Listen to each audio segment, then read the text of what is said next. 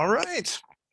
Hello, everyone. Welcome to the first Imperial College London Academic Integrity in STEM Student Research Conference. I say the first, as hopefully we will do this again in future years.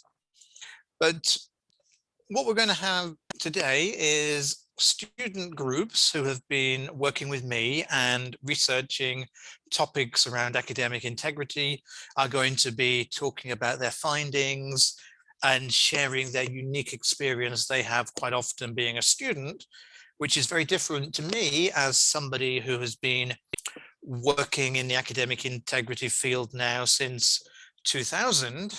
And although I was a student at one point, I'm very much not a student anymore. So I'm very grateful to the students who have joined me on the Academic Integrity in STEM module, which is available across Imperial. And we had 27 students on the module this year who are going to be presenting the work that they've done there. And I'll just also like to thank Turnitin, who are sponsoring today and are awarding a prize for one of the groups as well for the activity they've done. But my hope, as we very much go through this activity, is this is just the starting point for our students involved today, and that as undergraduates doing research in this area, which is quite unusual, that there are things that the students will want to take forward to perhaps present at another conference in the wider space, perhaps even write up as a journal paper. And I'm there to help people who want to do that, because some great ideas here. Some things are fully formed, some things are as best you can do as a student working intensively at Imperial College London on quite a few things at the same time. So just to give you an idea, as I let people in, of what we have coming up, Imperial is generally a science, technology, engineering, maths, medicine type university, hence the STEM. So we have quite a wide range of topics that students have chosen or interested in working on this time around. So we've got some which are slightly more technical. We've got some areas that are quite general, and we have, I hope, a nice, interesting mix of topics. But if you are here, then do feel free to tweet, do feel free to use the chat. There may be a few minutes at the end of each presentation for questions as well. And if you are external as well and you'd like to give any feedback to the students, feel absolutely free. You can pass that on to me and I will share that. I'll have my own comments to make, of course. But we have some technical ideas, some plagiarism detection type areas. Several students, because we do have computer scientists, we do have other areas for programmers looking at machine learning, natural language processing as well, and then contract cheating and student responsibilities, COVID-19, all things that are featuring quite heavily during our schedule today. And of course, you are very welcome as well, just looking at the chat for people who want to leave, to come back. I will try and monitor everything, including the participant list at the same time as well for that. We are recording this and I plan to make the recordings available for people who can't join us, but it may take a little bit of time for me to get these processed there as well. So if anyone would like to say anything before we officially start, then feel absolutely free to do so. Then I'm looking forward to all these talks. I nearly was trying to say some favorites, but I don't, because I've seen bits of them along the way, but I've not seen the end results for any of these. So that is something that I think is going to be quite exciting from my point of view, to see these projects and this large group of people get to this stage. So that is my very brief introduction as I stop sharing my screen there. But our first presentation is going to be a group who have been working on perceptions on source code plagiarism. And by all means, if you'd like to get yourselves set up and share your screen, we won't start the presentation until right on the hour for people who are still joining us, but you have hopefully able to have all the power you need to share your screen, your microphone and everything for that. Yeah, I'll do that now. Yeah, give me a second. brilliant. Yeah, and anyone who is joining us, do feel free to use the text chat. Do feel free if you've got questions after the presentation. We've got 5 to 10 minutes after each presentation to raise your hand as well. Do you see? Yeah. Do you see the? Can you see the bar with the videos on the right as well, like from Zoom, or this is only I can see this? I mean, no, we can only see the main title slide for your presentation. Oh, that's good then. Yeah, that's good. Yeah, Good. which I hope is what you were wanting us to see. Yeah. Okay. Yeah. So we'll just wait for the clock to roll over about there, and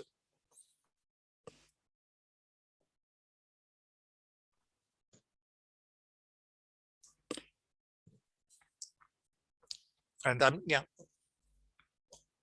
I'm not going to time you exactly, but we'll try and stick, please, between yourselves to the time. Yeah. So our first group of the conference, we got Boo, Mardi, Zolatina, and Justin, who have been investigating source code plagiarism and finding out perceptions of different stakeholders. So please go ahead. We're all very keen to hear what you've been working on. So can we start now? You can. Yeah, thanks. Okay, hello everyone. My name is Latina, and today, together with my colleagues Madibu and Justin, we're going to share with you the research project that we worked on during the past few weeks. The topic is comparing the student and staff perspective on source code plagiarism, which is very interesting topic for us because all our courses involve a fair amount of programming. But first, we'll start with some introductions. So as I said, my name is Latina and I'm doing joint mathematics and computer science. My name is Boo Tin Hao and I'm doing electrical and electronics engineering. I'm Mardi and I'm doing computing. I'm Justin from material science and engineering. Yep. Yeah. So I'm going to talk about the source code plagiarism. So what is this exactly? So it is known as the programming plagiarism, meaning that using other person's source code intentionally or unintentionally without the permission, and then submit it as your own work. And here are the examples. And they are copying code from books and online resources, paying other people to write a program for assignment, exchanging code for your assignment with a fellow colleague, and submitting individually. So the meaning of our research is to investigate how well students understand the concept of source code plagiarism. So, and also it let us know what type of plagiaristic activities students take part in, and why do they do that? Last but not least, we will find out the difference of how students and staff think about source code plagiarism.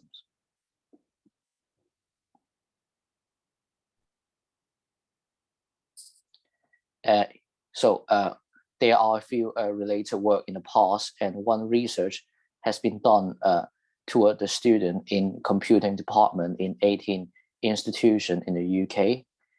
And it has found out that students do not clearly understand the boundary between acceptable and unacceptable behavior. And there are a few common misunderstandings mentioned in the research. And they are reuse of source code from previous assignment, the accuracy of the reference cited, and the need to reference even when the code has converted into different language. So the research has inspired us to dig in further, not only the student perspective, but also staff as well. Next slide, please. For the first methodology, so we did a one-to-one interview with the lecturers in Zoom for like 10 to 15 minutes. And we have decided two sets of questions. And the first session has about 10 specific questions. And they are like, to what extent do you think it's considered as plagiarism, and opinions on open source code during exams. And the second part of the questions are the question on lecturer own opinions on coding plagiarisms.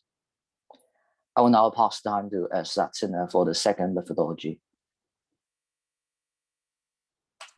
Yep, thanks, Justin. So we also conducted a survey for the students and for students from Imperial, and we used Google Forms for that. We had two sections of questions. The first one was with general questions, like does it bother you? How much does it bother you when other students plagiarize source code?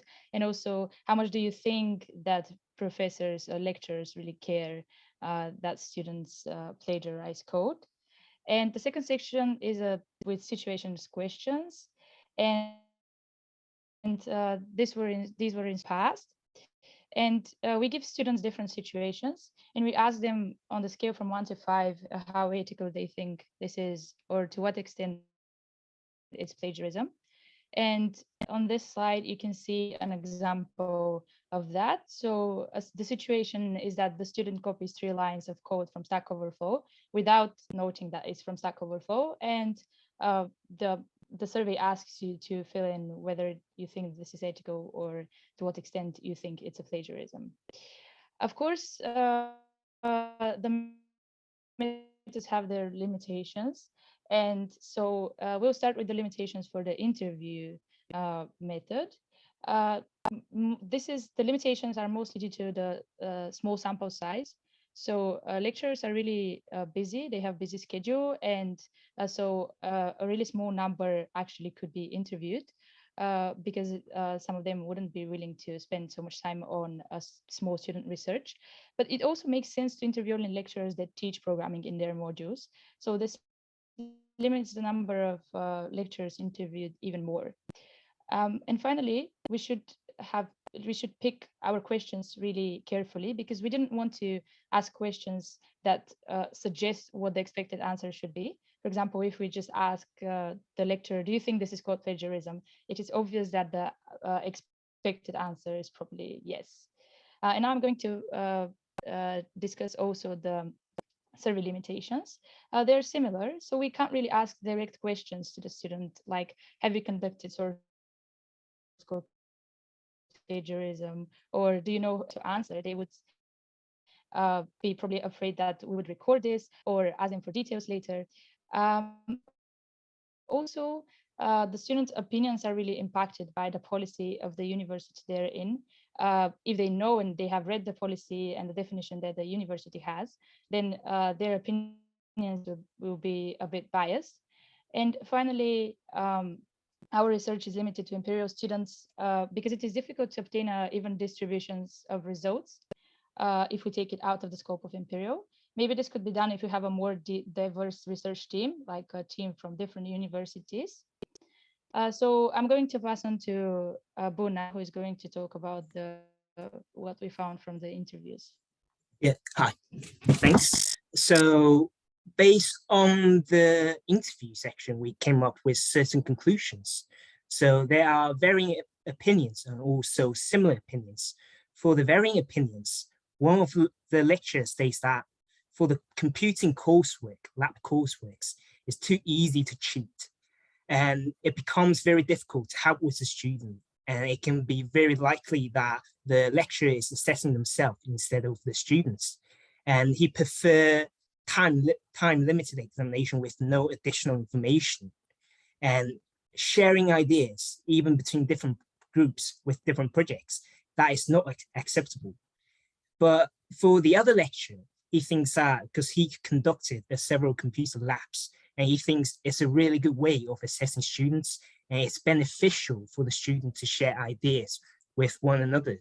But at the end, they should submit the code in their own style. For the other, for the other part, so source code should not be copied from online. One line, that's maybe fine. but a whole section that is not acceptable. And the lecturer discovered cases of copying code every year. The worst case was about 9 or 10 cases in just a year. And if the students can't explain their own code during the lab interview, then that will be considered as plagiarism. And the other lecturer thinks it's fine as long as you cite your sources properly. And for the similar opinions, they use methods of detecting coding plagiarism is kind of similar. So they both use Turnitin, comparing students' answers, and also they design individually. So basically, they individually design software tools for specific assessments. And for the online versus in-person exam strategy, that doesn't seem to change. And the student themselves should have a really good idea of behaving professionally, knowing the requirements of not breaching academic integrity. And I would like to pass this to Maddie to continue. Okay, so now I will talk about the findings and answers from the survey. So the amount of responses we got is 29. So admittedly, it is a bit limited in the amount of responses. We would want more if we were to do further investigation. Most of the responses are from third years. And we have 2 fourth years and 3 second years. Yeah, so next slide. Yeah. So one of the first questions is we asked is how much information about source code plagiarism have you received at university? And what we found is that so we see here that 44% said a bit, and then 30% said a good amount. I mean, that's decent, but we were expecting more people saying a bit or a good amount. So we think there might be not enough information being given about source code plagiarism. Yeah, next slide.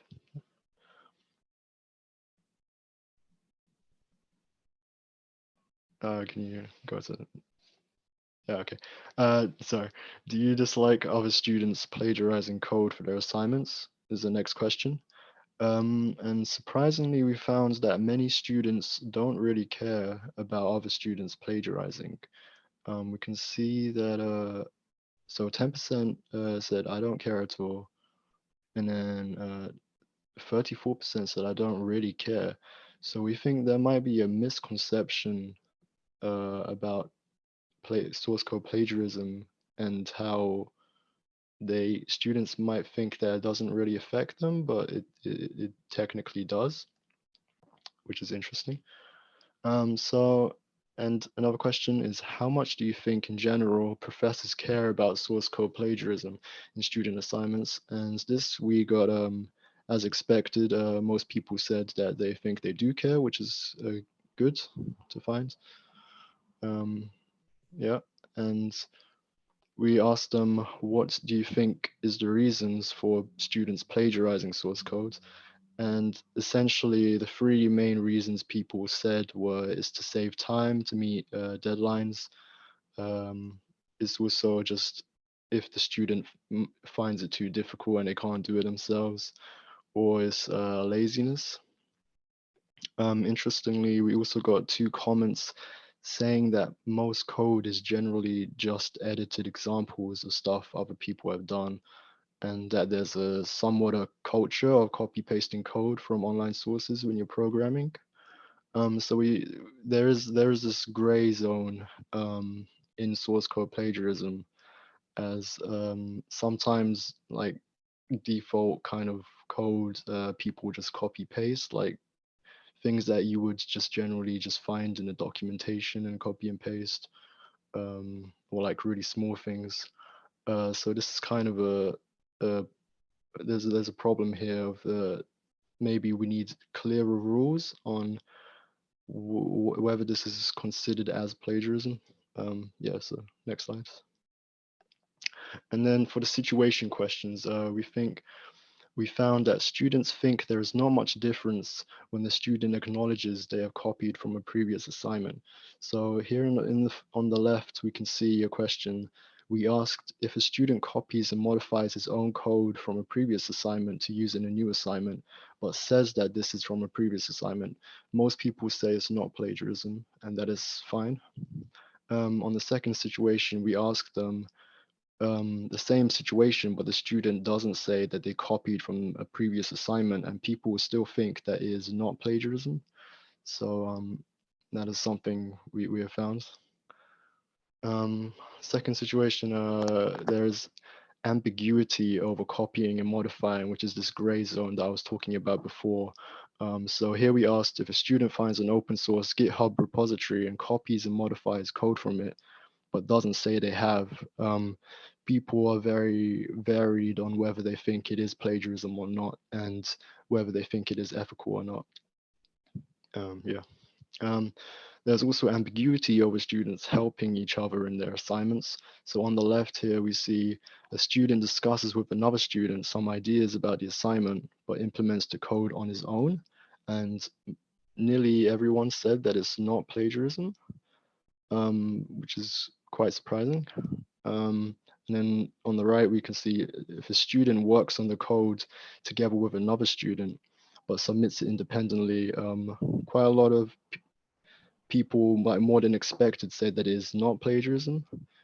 And there's also quite varied responses on how ethical people think it is.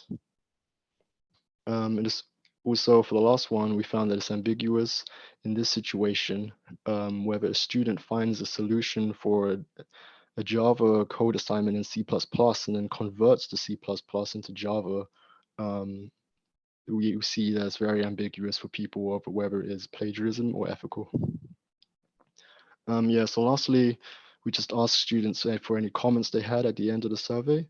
And one said that it is about copying the key part versus the copying of a small part. So like before, there's this gray zone where it's not black and white, and some people think that it's fine to copy small parts that are kind of like boilerplate code. But when it's copying, like obviously the key part, then it is plagiarism. But it's quite hard sometimes to navigate between these two types of source code plagiarism. And and I'll pass over to Bu for the comparison. Hi. And for the comparison perspective, so I think students and lecturer both rely on the other party to have a good knowledge of source code plagiarism and know what to do, as mentioned before. And the lecturer thinks students don't understand that breaching academic integrity intentionally or unintentionally will lead to the same punishment, and the students don't consider them to be the same. Students in general think sharing ideas for coursework is fine, but as mentioned before, some of the lecturers don't agree with it. And the lecturers think students really underestimate their ability of detecting plagiarism. Some students think that reframing the copied code will help them get away with being caught. And I'm going to hand the next section to Valentina. Thanks, Bu. Yeah, so even in the start of the project, we discussed that it would be really interesting to investigate the tools that are used for source code plagiarism detection. So this could be a related area that would be really interesting to explore in the future. But this also really leads to one really important question, which is how ethically those tools are used. So this leads to the next topic that could be explored, which is comparing the perceptions of staff and students on which tools are used ethically, whether they're used ethically, just seeing the differences. And probably the most important thing that we could try to investigate is how to close the gap between the understanding of students and staff of what source code plagiarism is. Just to conclude, we wanted to mention that the most important thing we found from our research is that students don't really have enough understanding of what is defined as source code plagiarism. And it is why students and staff, with the help of university, of course, should work together to try to close this gap and to make sure they have the same understanding of what is the definition of source code plagiarism in their university. And we argue that this will be beneficial for both sides. Students will have to worry less about being accused of source code plagiarism when they don't really know that this is source code plagiarism. And lecturers will have to deal with fewer breaches. This concludes our presentation, and we would like to thank you for your attention, and we're happy to take any questions that you might have. All right, well, thank you very much for kicking off the conference. Yeah, very interesting findings there. I'm more than happy for anyone in the audience who would like to ask anything to either type in or raise your Zoom hand, and we can go that way. Then, I mean, I have a question while people have a think. So you mentioned some of the work that Mike Joy had done in this area at the start. So if you compare back your findings with Joy and colleagues' findings, how have things developed since then?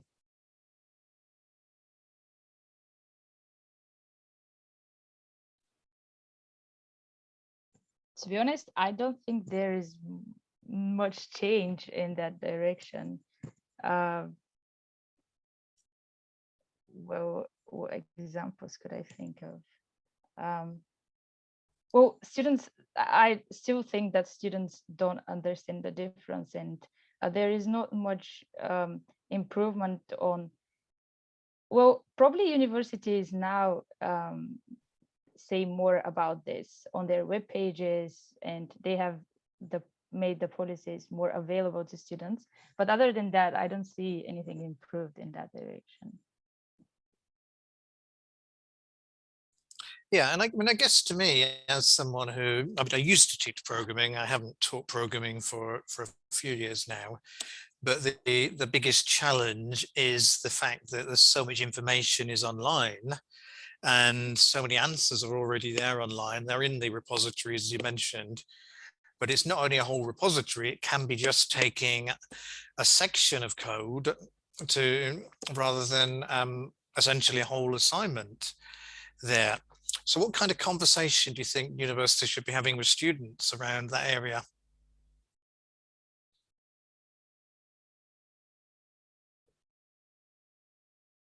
Anyone else wants to answer that? Or I think for that perspective, I think I interviewed one of the lecturers. His idea is to design the questions so that the students can't find copies online. And he also suggesting, his own designed software tools for a better detection. But I think, maybe the students and the lecturers should communicate more.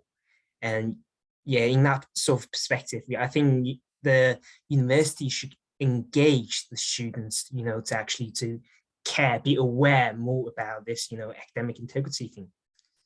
Because it's now, I can see on the blackboard, on my blackboard, I can see those instructions being there, but it's still kind of an optional choices, I don't think many people actually were clicking the link and actually, read through everything. Yeah, it is one of the challenges that you give people too much information, they don't read it or they skip over it. I completely agree with you on that one as well there. I mean, this is probably for some people it's quite a specialized area, just focusing on source code as well. We've got some questions about getting access to the slides. So, I mean, if you're happy to do that, perhaps you could just put your email address in the chat afterwards. We will make the presentations available when I've had a chance to get them rendered and everything and uploaded somewhere suitable for people who are interested in those as well for that. So were there any, so we've got a few minutes before we hand over to the next group. What was the finding that most surprised you out of everything? Well, for me, it was that students don't really care much that other students plagiarize code, because I have always thought that when the other students do this, then it impacts me, and I was really surprised to see that other students don't think it really impacts them. Yeah, and I mean, I guess from my point of view, that perhaps, though, because you've self-selected to do this module and you have an interest in this area, your views might be slightly different to that of a typical student. I don't know if that's true, but that's a hypothesis for that one there. So whether students particularly care, or whether they think that copying source code and computer programming is completely normal, yeah, don't know. So we've got a few comments in the chat from people who are sharing some guides there. So we've got, oh, Siraj, they're from Northampton, the guide for code and computing, that looks useful there. And yeah, Rahul about source code plagiarism, about why it should be discouraged.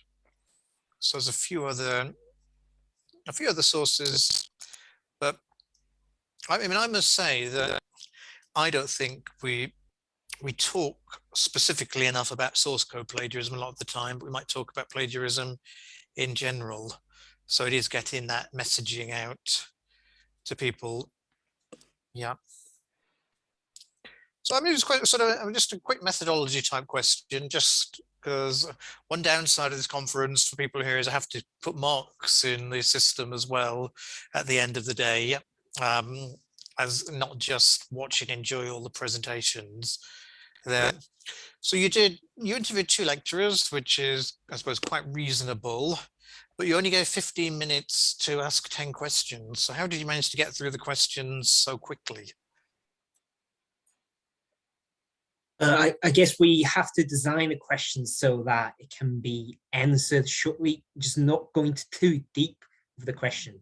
And I tell basically the lectures so that we're kind of, it's a very packed interview. So everybody, is kind of just a bit rushing the interview, because like I understand that the lectures is kind of busy, because I emailed several lectures and they actually asked me like how long the interview that's going to be.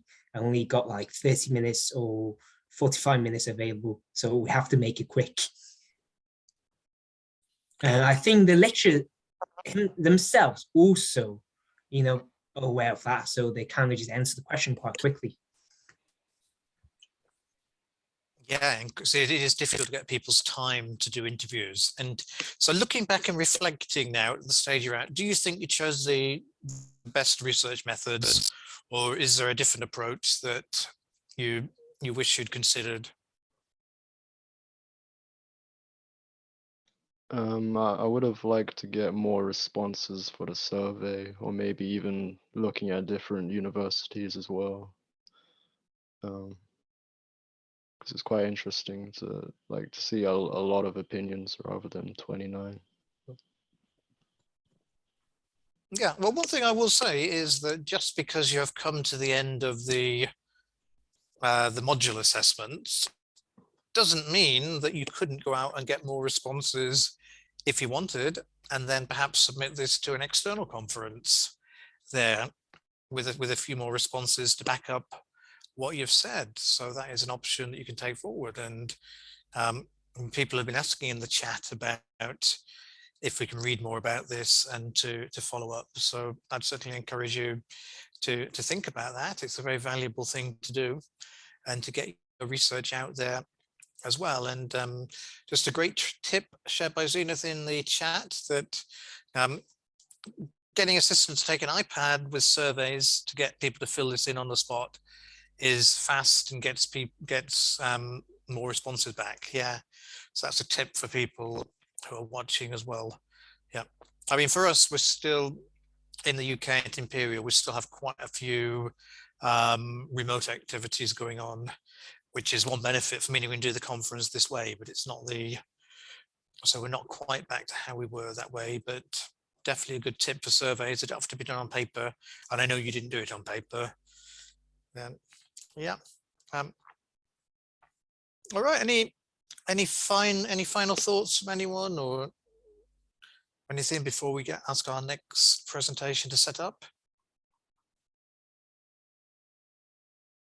No, if not, then thank you very much for sharing. We will give you a virtual round of applause, even though we can't really give you a physical one, which sounds okay over microphones. But yeah, great start to the afternoon. I hope you enjoy the rest of the conference, and you can ask questions now. You've got the hard bit out of the way, like everyone.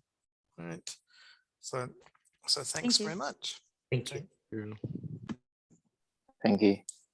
Thanks. Hello, everyone. Can I share my screen? Right. Yeah, you can get set up. We won't start for a couple of minutes yet, but make sure everything is ready. Perfect. Now you should be able to see my screen. We can see that. Yeah, we can see the presenter's screen. Oh, there we go. We can see the Perfect. the correct screen. So we've got everyone here. There. Okay, so yeah, we haven't got your names on the. It's always worth putting your names on the front slide of a presentation. It doesn't matter now, but that's just for any groups who are coming up who haven't done that. Then you might do that. I know who you are, luckily. So our second presentation of the conference is another perhaps slightly technical one there, but very interesting area because some of you may know I did some research with Cotter and Cotterland looking at exam misconduct there, and we're going to look at how perhaps we can start to detect that type of misconduct. So you feel free to go ahead and begin whenever you're ready. all right. Can you hear me? We can. Yeah. Okay, perfect. So let's make a start. So hello everyone. We are group 2. I'm Giannis Sotiropoulos from Civil Engineering Department. And our group 2 consisting of Vasilis Sotiropoulos from Electrical Engineering Department, Mariana Gikunaki from Electrical Engineering Department, and Sovita Cruz from Electrical Engineering Department as well. And today we will try to introduce our idea which aims to reduce academic integrity through different disciplines such as schools and universities. Next slide, please. All right, so I would like to start by saying that in the recent years, as you have all noticed, technological evolution has taken tremendous steps and it has increased, if you want, with an exponential rate, which allows more and more everyday services to rely on it. So mainly because of the coronavirus pandemic, this reliance went to a whole new level, turning most of the in-person examinations into remote because the students were unable probably to go to schools and universities respectively. At the same time, we can say that the reliance on remote exams came up with an increase in capability of supervision and a dishonesty avoidance during an online exam. So in order to avoid this problem, they have been developing some particular methods, such as multiple softwares, or policies, researches, and in general, all those methods uses conditions to indicate if a particular person has cheated during an examination, and if this is the case, to get disqualified.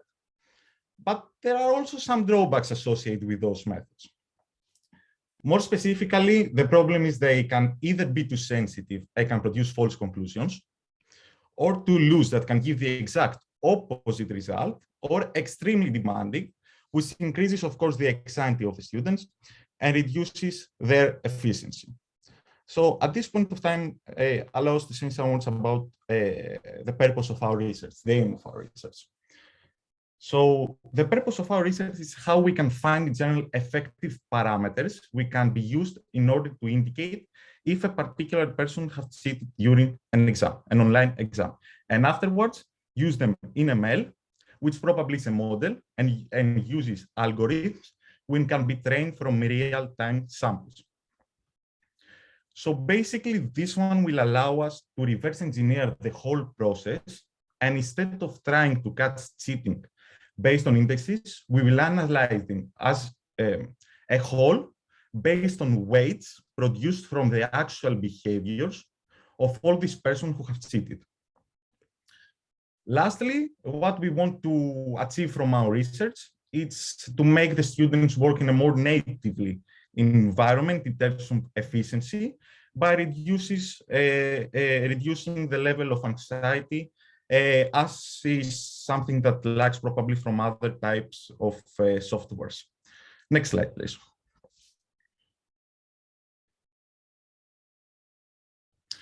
Correct.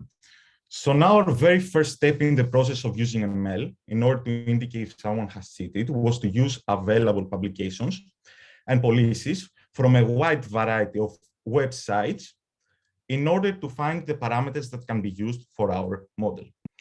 For this particular reason, we came up with 3 different types of sources. Firstly, we went through different online researches, and we have selected a different types of parameters that can be considered as applicable for our model. For example, the first one would be the completion type by considering the achieved grade.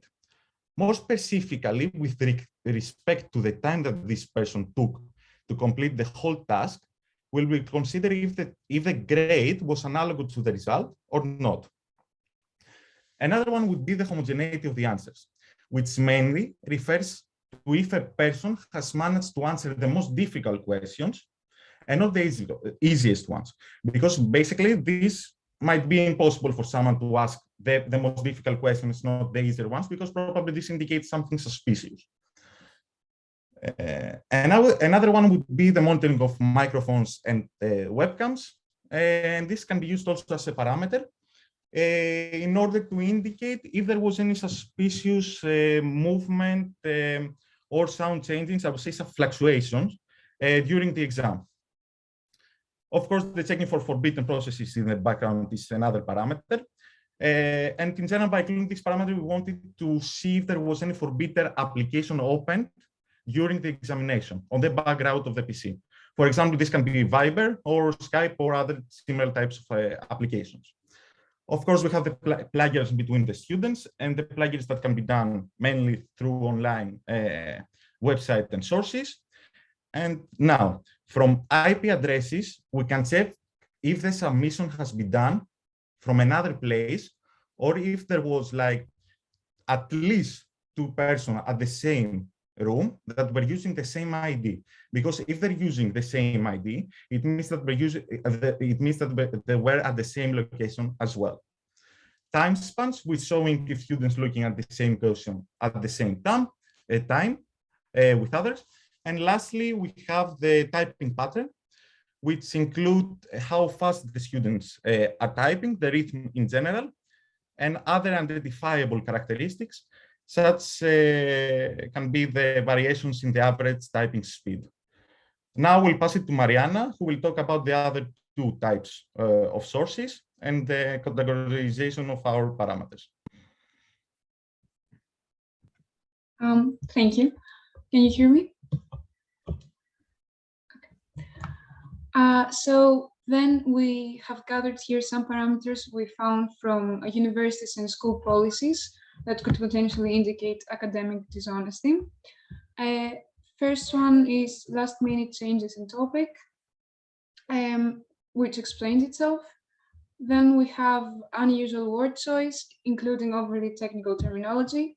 For example, if a student has used a very difficult word or terminology that was not explained in the lectures or was not mentioned in the given materials, this could probably indicate that they have taken from different sources.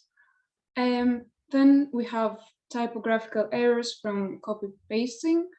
And by that, we mean, for example, large gaps between words or underlined words that could potentially be created from copy and pasting.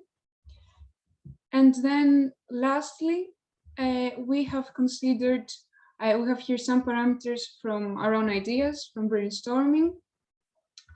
First one is backspaces after copy paste. So by that we mean that, for example, if a student has copied and pasted a 300-word text and then they only deleted 2 words from that text, then this could probably indicate plagiarism. And the last one, measure of the randomness. So here we mean that we measure the time, how many times the student has changed their answer before the final submission. And we think that if a student has changed their answer multiple times, this is an indication that it's their own answer and they have not copied it from somebody else. Okay, so next slide, please. Okay.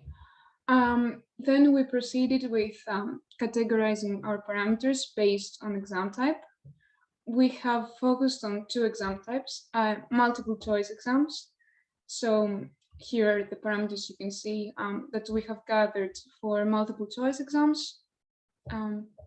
Next slide, please. And also open type questions. And by that we mean any exam, for example, mathematical exam, or it could be an essay, history, any exam that basically requires writing an answer, not choosing from the given options. In our case, typing the answer in computer.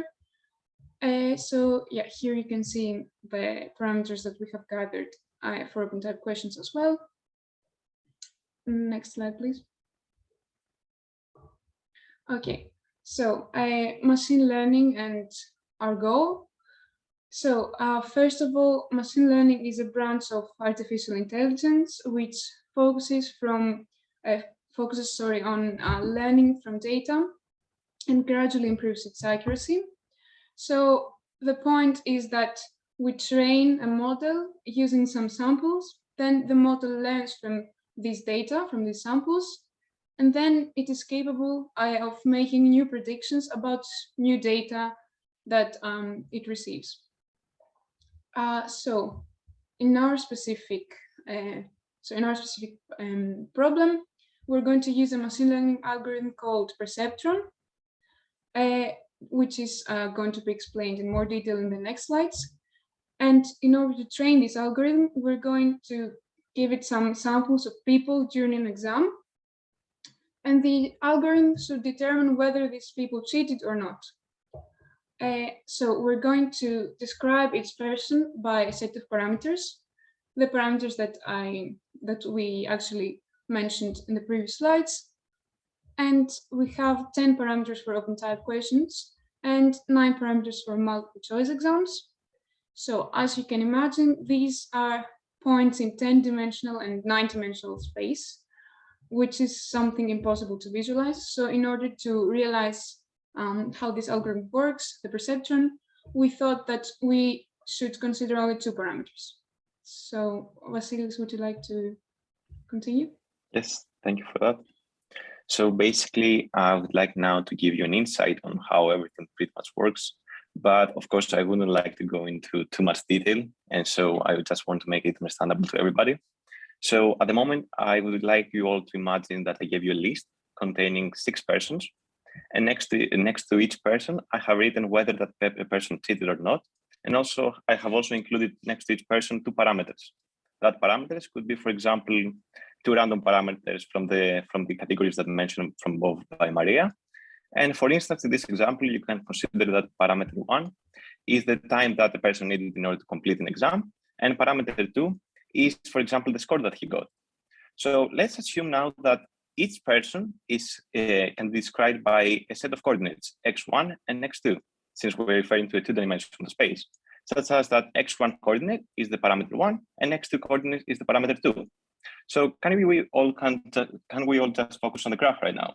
So I have just put all the persons with blue, which correspond to the persons who didn't cheat, and with red, which are the persons who cheated.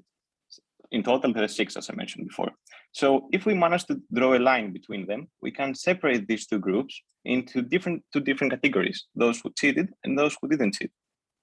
So what I managed to do now is to be able to separate them given their coordinates. So based on their set of x1 and x2, I can deduce whether that person cheated or not. So let's assume that also a 7th person took the examination, but we do not know whether he cheated or not.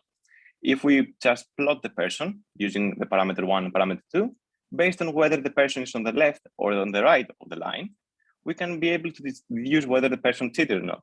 So after all, what we're basically doing, we're just finding the line. The line is just described by y equals ax plus b. So what we need to know is just a and b.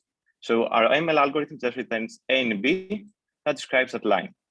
So some of you might now be wondering, okay, that's a pretty ideal scenario. You just give us 6 people which can be linearly separated. What happens if that's not the case? Because the parameters can be random. We don't know, the parameters could be everything, could be whatever you can imagine. Good question. So after that, we thought that we could just include another category. In this particular example, we can see that we have the persons who didn't cheat with blue color again, and those who did cheat with red color. Those who cheated are much closer to the origin than those who didn't cheat. So how can we linearly separate in this particular domain? We cannot. So what do we do in that particular case? If we just say that we know the parameter 1 and we know the parameter 2, x1 and x2 respectively, you can just say that if we, instead of x1, replace x1 with its square, such as x1 is now x1 squared and x2 is x2 squared. Basically, we're considering the distance that they had from the origin, and we can just plot the graph next to the initial one, which is basically another domain. In this domain, we can just linearly separate the particular points, because as you can see now, they're formed into different categories, those who cheated and those who didn't cheat. Pretty ideal, right? It's pretty much the same as the previous figure. So again, now some of you might be wondering, okay, again, you gave us an example in which the points are separable. How can that be, and can be generalized to any particular case?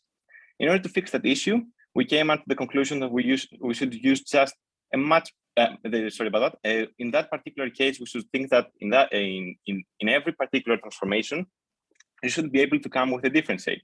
In the previous example that I made, the shape was nothing more than a circle, as you can see. But again, the circle is nothing more than just a pretty ideal scenario. But how can we generalize this to any particular case that we're going to be given? In order to solve that issue, we thought that the most important thing would be to increase the complexity of our algorithm and make it as much complex as it is. What I mean with that is that think of that as previously. Previously, we said that x1 and x2 is just the squares of the initial coordinates.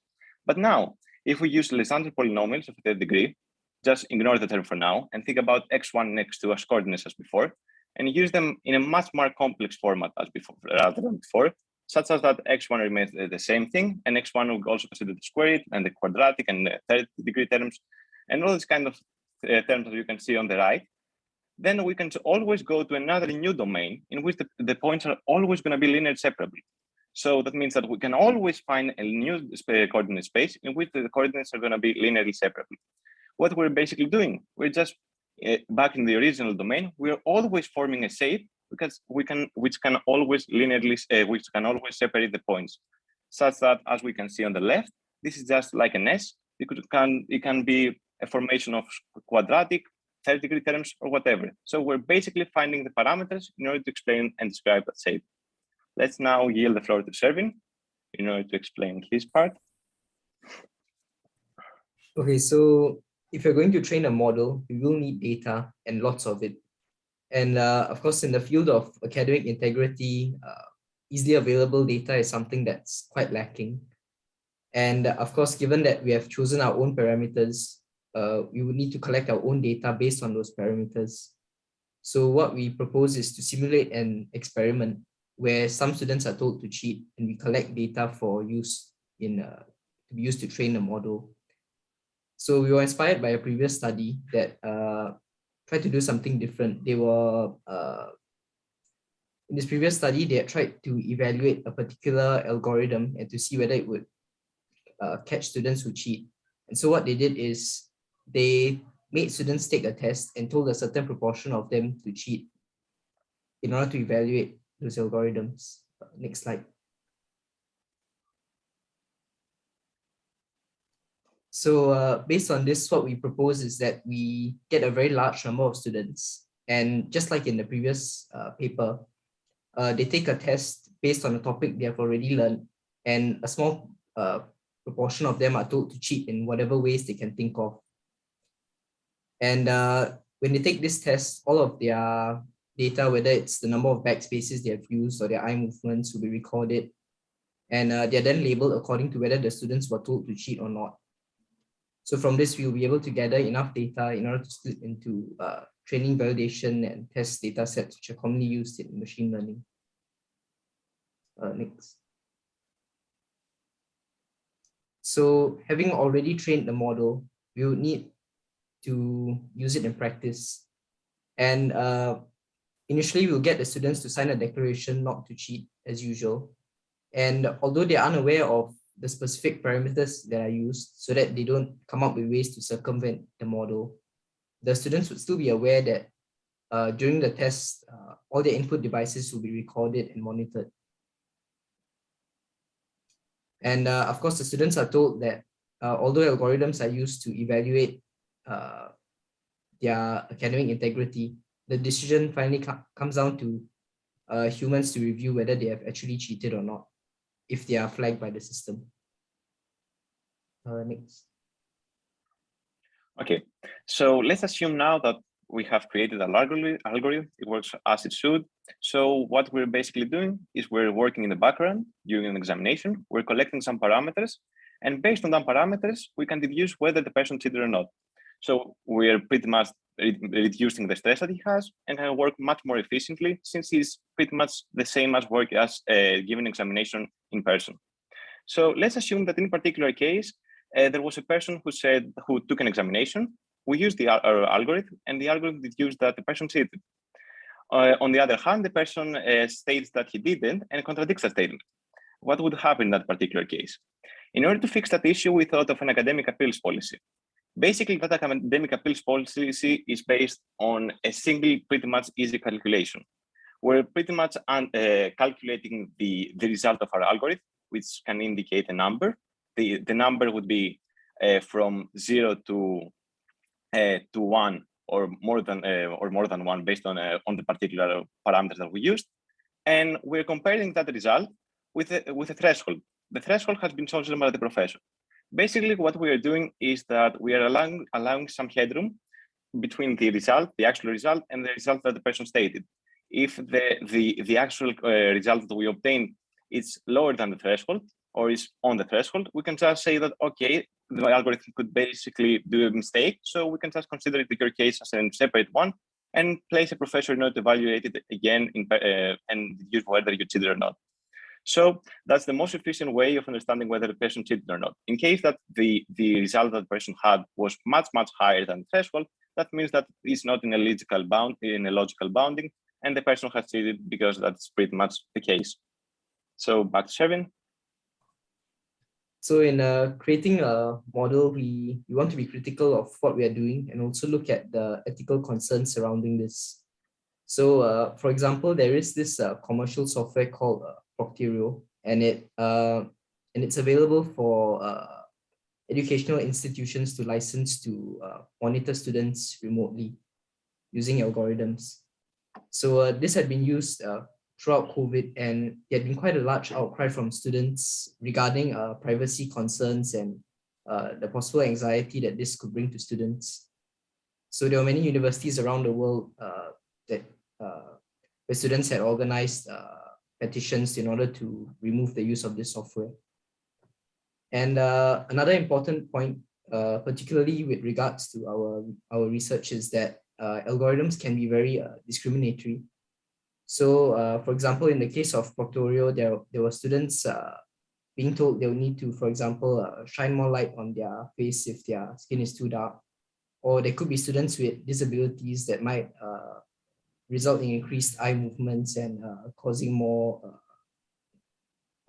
them to be flagged. So the best way to overcome this is, of course, to gather more data, and in order to, the best way to do this is to get students from more diverse backgrounds and use their data to train the model. So it's very likely that we will have to go beyond one particular institution when looking for students to do this. Next. We're coming to the end now. So these are the references that we have used in conducting our research. Next. We have come to the end of our presentation. So thank you very much for listening. Yeah, well, thank you very much. For anyone watching, I think is going to be our most technical presentation of the day by a mile. So just in case you're thinking of attending an all technical session, you're not, but it was very interesting there. I mean, just a minor point about presenting style, that it sometimes will give people a bit of an idea when you come into the end and have a strong point to end at, rather than the presentation just fizzing out. But you did a different approach to how many people look at presentations, because you've really proposed a methodology and talked us through it. So that's a perfectly valid research approach in its own right. It's just one that we don't often see there. So as always, if anyone has any questions, or it doesn't have to be about the machine learning side, it can be more general, then please do raise your hand or type them in there. So, I mean, one thing I'm interested in is you talked about perhaps you could do data collation with 30 students and having 6 people cheat there. Now, in practice for machine learning models, you need a lot more data than that. So what really is the minimum data set you would need to get anything useful from this? If I could just answer this question, we thought that the best way would be to use an empirical error scheme, in which we're basically thinking that, okay, we're going to be using 9 parameters for the first case and 10 parameters for the second case. So that means that based on the Alexander polynomial of third degree that we said, that corresponds to 30 and 27 parameters in the next domain. So by multiplying that number by 10, we can just approximately around how many samples we should collect. So in this case, it would be 270, and the second 300 samples. So that would be sufficient in order for us to have a good error in the results. Okay, so it's very useful because that might actually be manageable to do a study of that size for that. Now we've got a question in the chat there. Which features did you find to be the most discriminative for identifying cheating? The main concept of our algorithm was not to use on our own the most descriptive, because we just want to eliminate the bias. So we want to put the ML algorithm to do the job for us and find the weights without us needing to place any weights on our own, because that's completely subjective, and any person can put his own weights on it. So any research cannot be completely precise on what a weighting could be. That also allowed us to reduce, as we said, the anxiety on the student, because if, for example, a student gets into a room during another student's examination, for some traditional algorithms that could indicate some sort of cheating, and that could disqualify the exam. In our particular case, we take that into consideration, and we also set it apart with other parameters, and all together we come to the conclusion whether the person cheated or not. So this reduces much more the, I would say, the weight based on individual parameters. We see things as a whole and not just as a particular index. All right, and so thinking about all the challenges with places like you mentioned, Proctor, who have stopped using AI in this sort of situation, and then a potential bias in systems there. I mean, do you think it is ethically correct to use a system like the one you're proposing?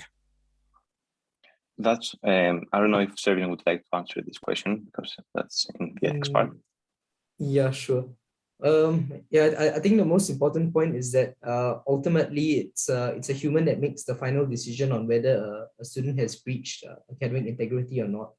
The algorithm simply serves as a means to invigilate a large number of students at one go, and flag out students that may seem suspicious but could easily be dismissed by a human viewer at the end.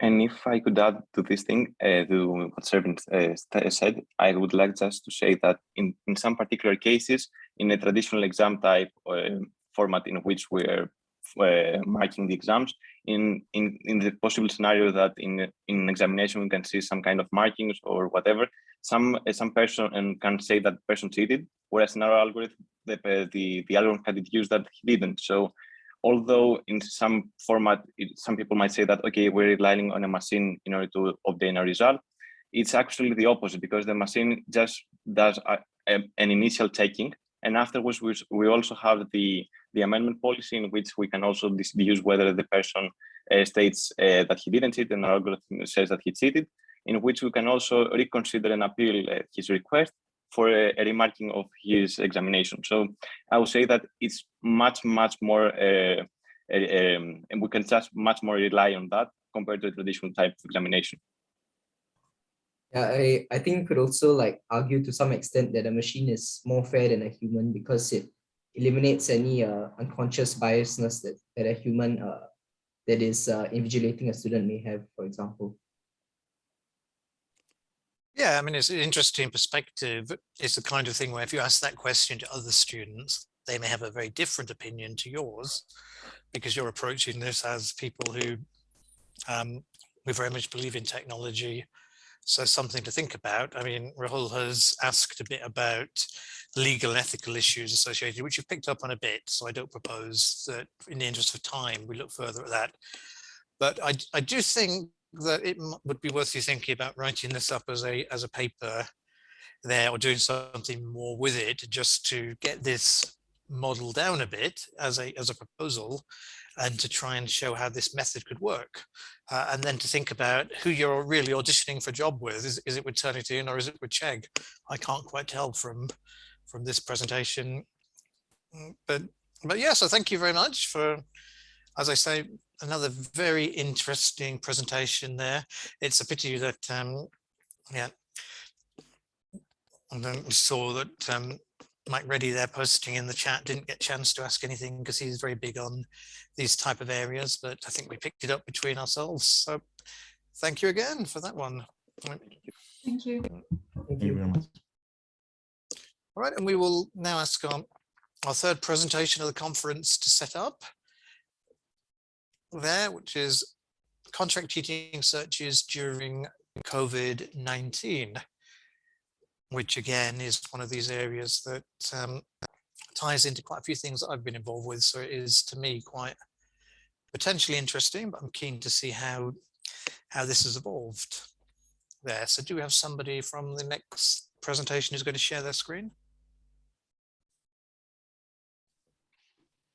Hi, yeah, I'll be sharing my screen today. I think we're just still waiting on our fourth member to join us. Great. Well, if you share ready anyway and get set up, there's quite a lot of external people here for the conference as well today. So we're going to keep going as best we can, even if we're missing some people. Can everyone see that? We can. We see your main screen with the. So I'll just put that on.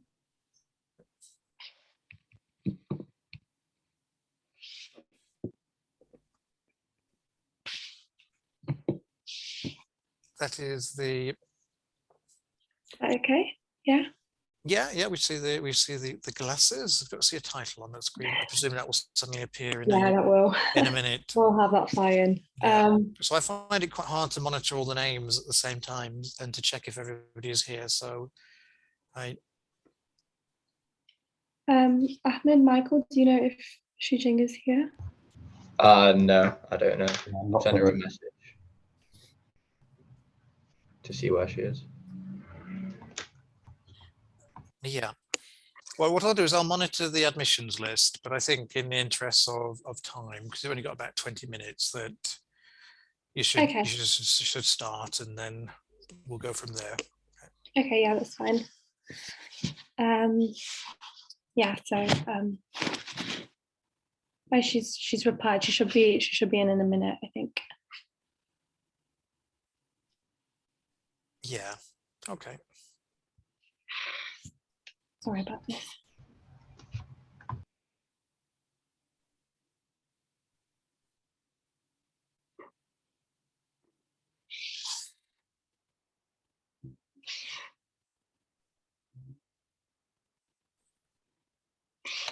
Well, I think it's worth I think it's worth starting with the introduction part, and then and then can pick up as we go through.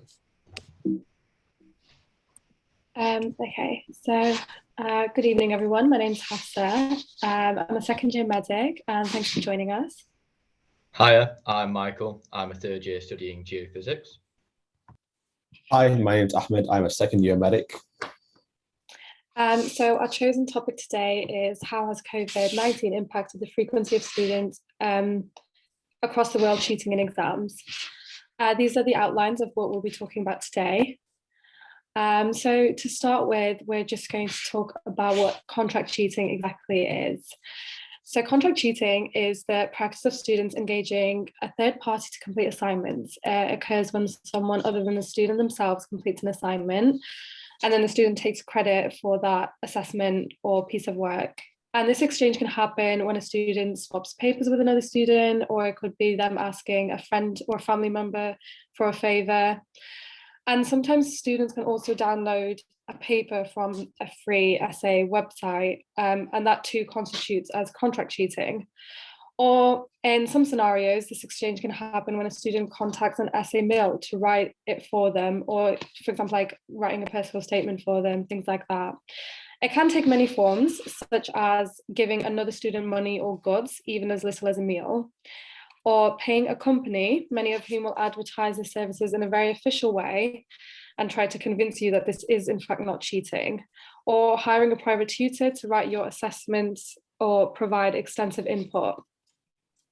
As a student, you might think, wow, this is great, but there is major risks to it. You will get caught by the university and a serious penalty could follow. And getting someone else to undertake your work just means that you will not have the skill set to undertake future work. That only exacerbates your problem. And the company that you use could also blackmail you into paying more money with threats of exposing you to your university.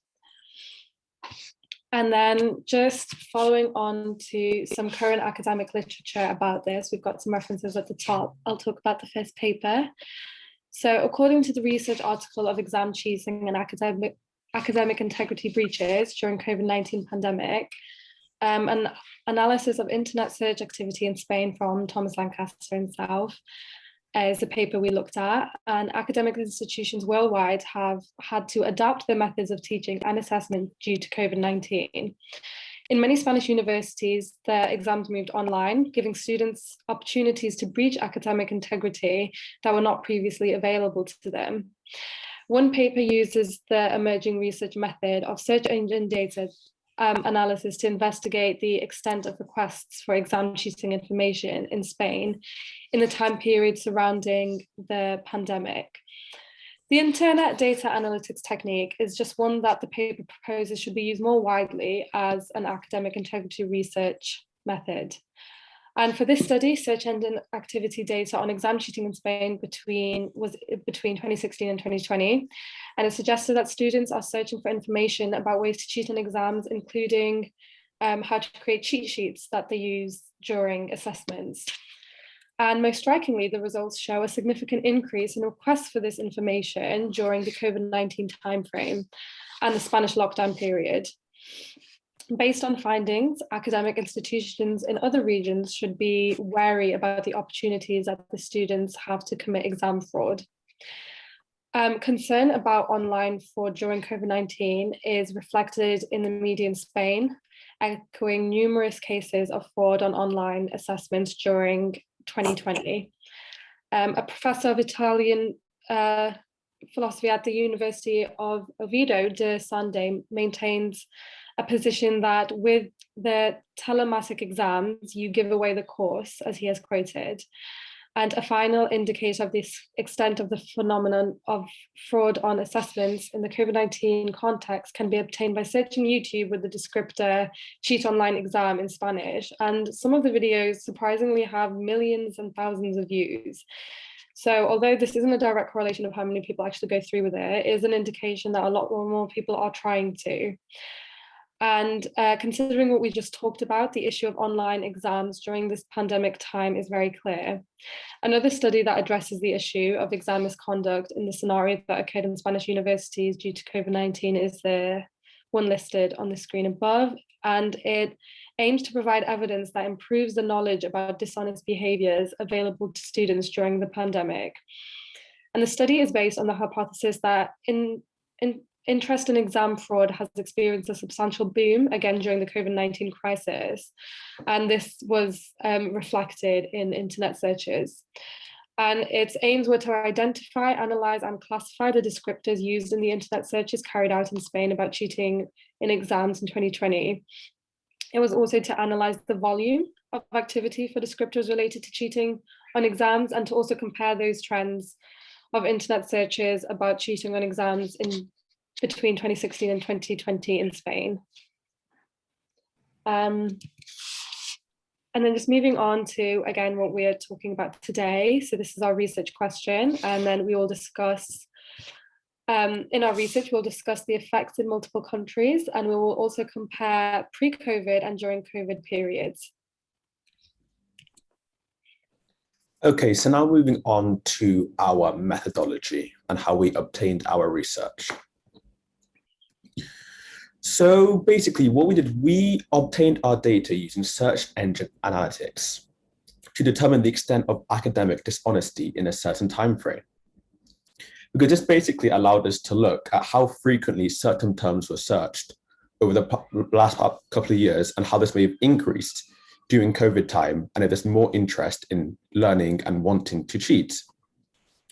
For the results, we used a specific website called Google Trends, and this is basically used to look at certain terms and how frequently they were searched on Google.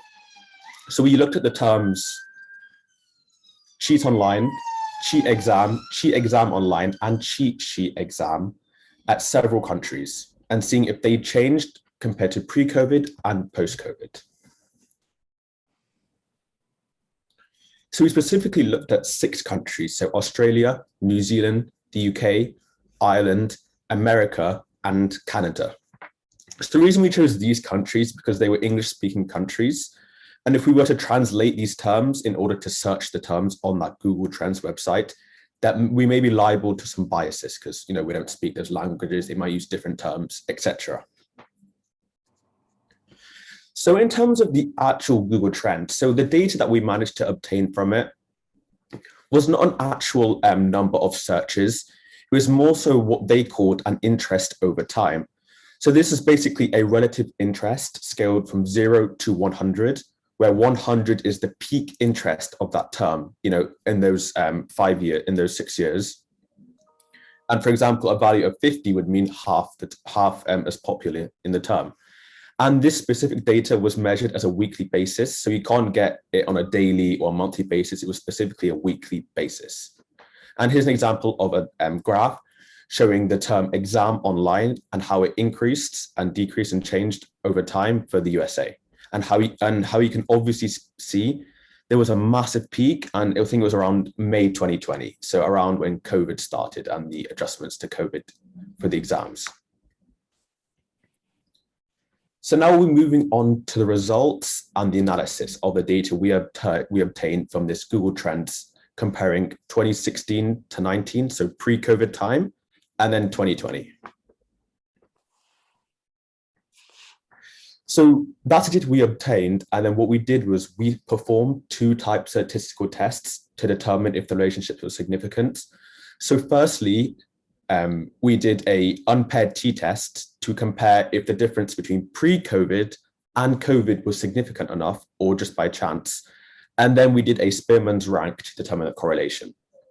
So moving on to the results now. So as you can see here, this is the results for Australia. And you can see that there was cheat online.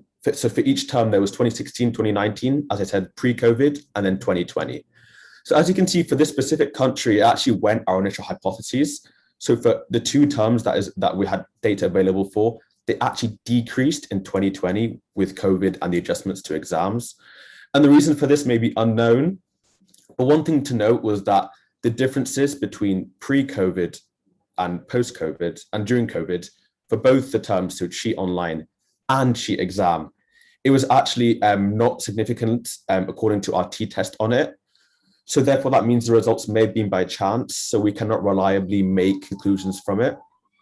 And just to note as well, you can see that there was actually NA for about half the results.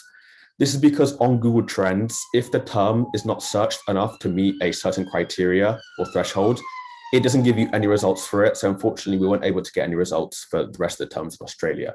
And we'll talk more about this in our limitations. So for New Zealand, we unfortunately only got 1 term of, as you can see from the Google Trends. So this is kind of, you know, out of our ability.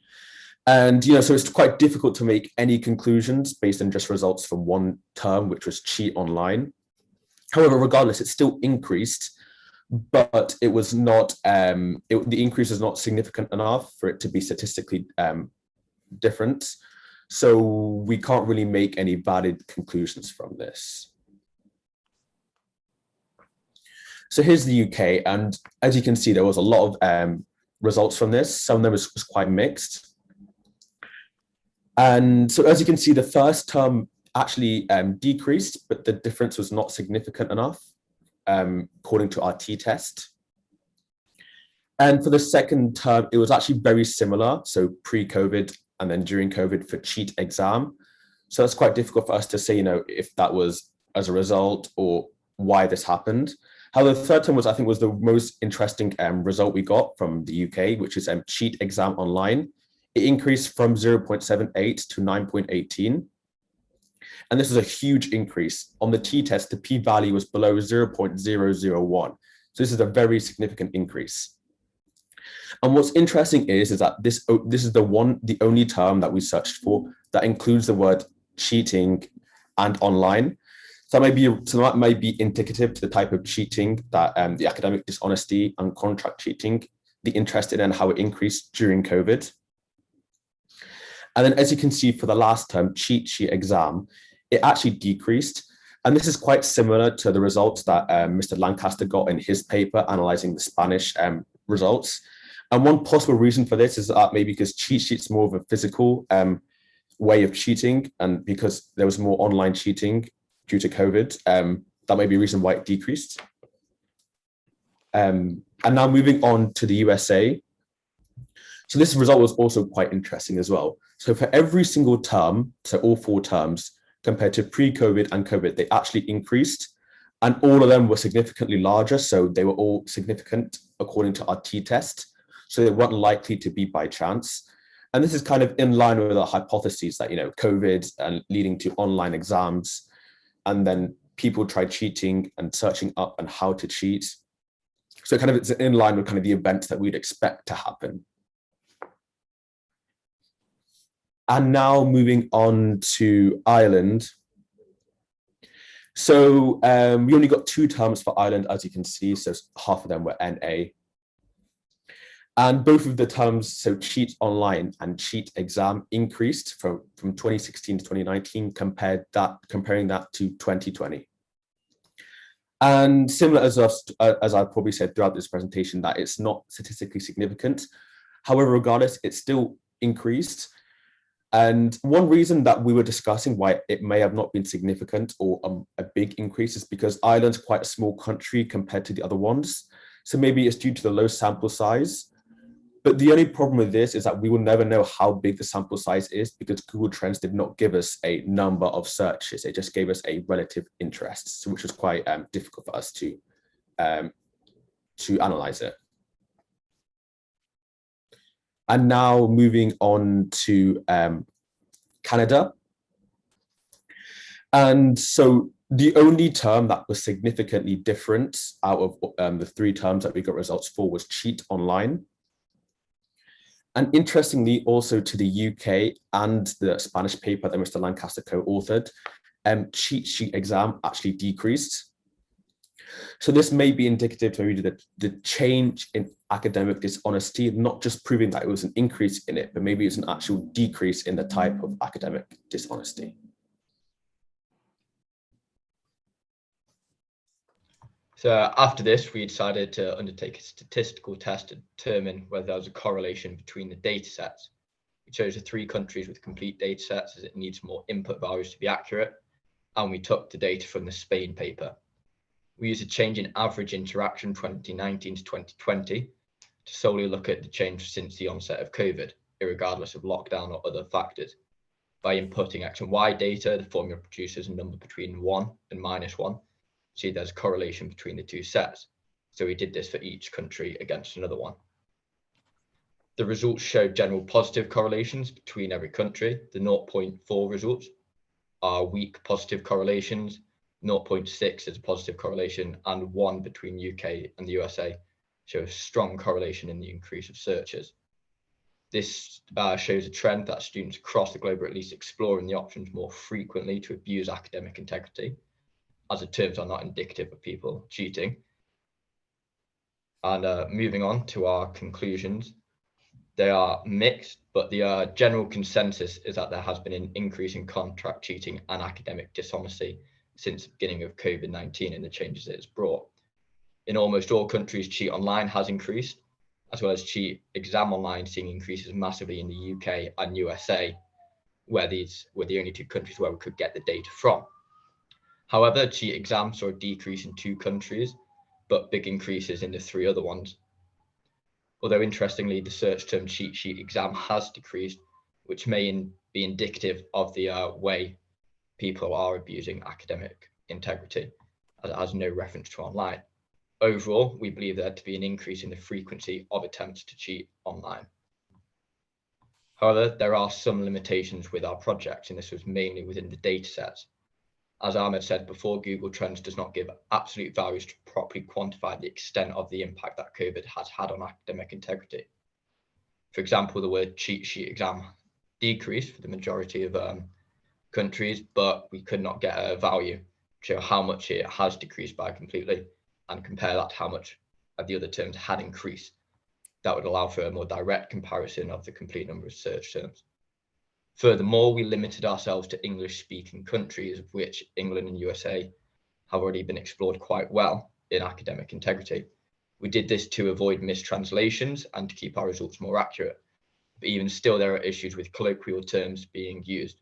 So we used exam, but in America they use AP. We have GCSEs over here, finals, tests, meaning that if a country had a higher usage rate of one of these, it might not show up in the data. The level of confidence too for our Spearman's ranks test increased with sample size, so only using the 4 search terms minimizes the confidence in which we can say there is a correlation between the 2 countries. Perhaps if we'd focused more on the more populous countries like USA and the UK, we could have got more terms and be more confident about the frequency of which contract cheating has increased as a result of COVID. Finally, one of the limitations is that it only looks at certain terms. We couldn't get data for forums and homework help sites, as it changes country to country which sites are used and the regulations that government put on them.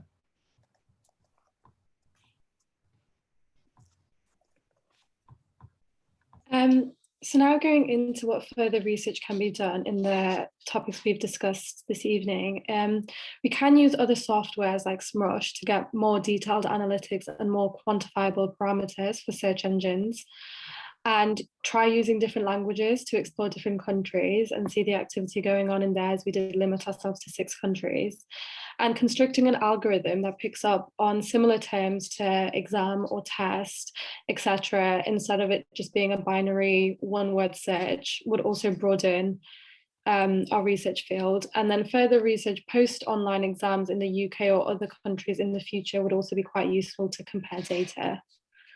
So we're going to the takeaway messages part.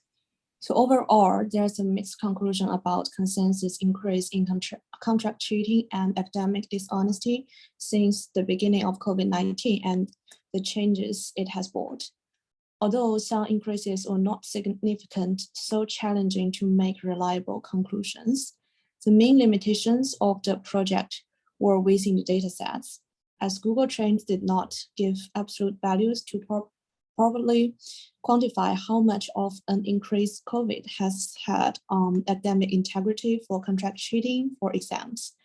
Secondly, New Zealand, Ireland, and Australia didn't return trends for specific researches, meaning that we won't be able to compare all data across the t-test and for the country-to-country correlation. Furthermore, we limited ourselves to English-speaking countries, of which England and the USA are already well studied. However, this was chosen to avoid mistranslations of terms and keep our results more accurate. So in the future, we can use other software like SMrush to get more detailed analytics and more quantifiable parameters for search engines.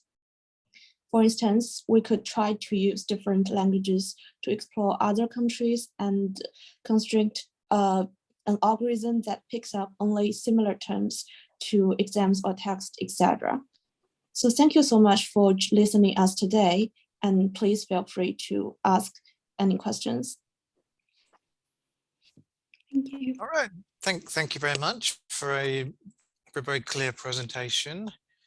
there. And yeah, good to see you picking up on the ideas from the module as well about looking for data and how you can find it and how you can use it.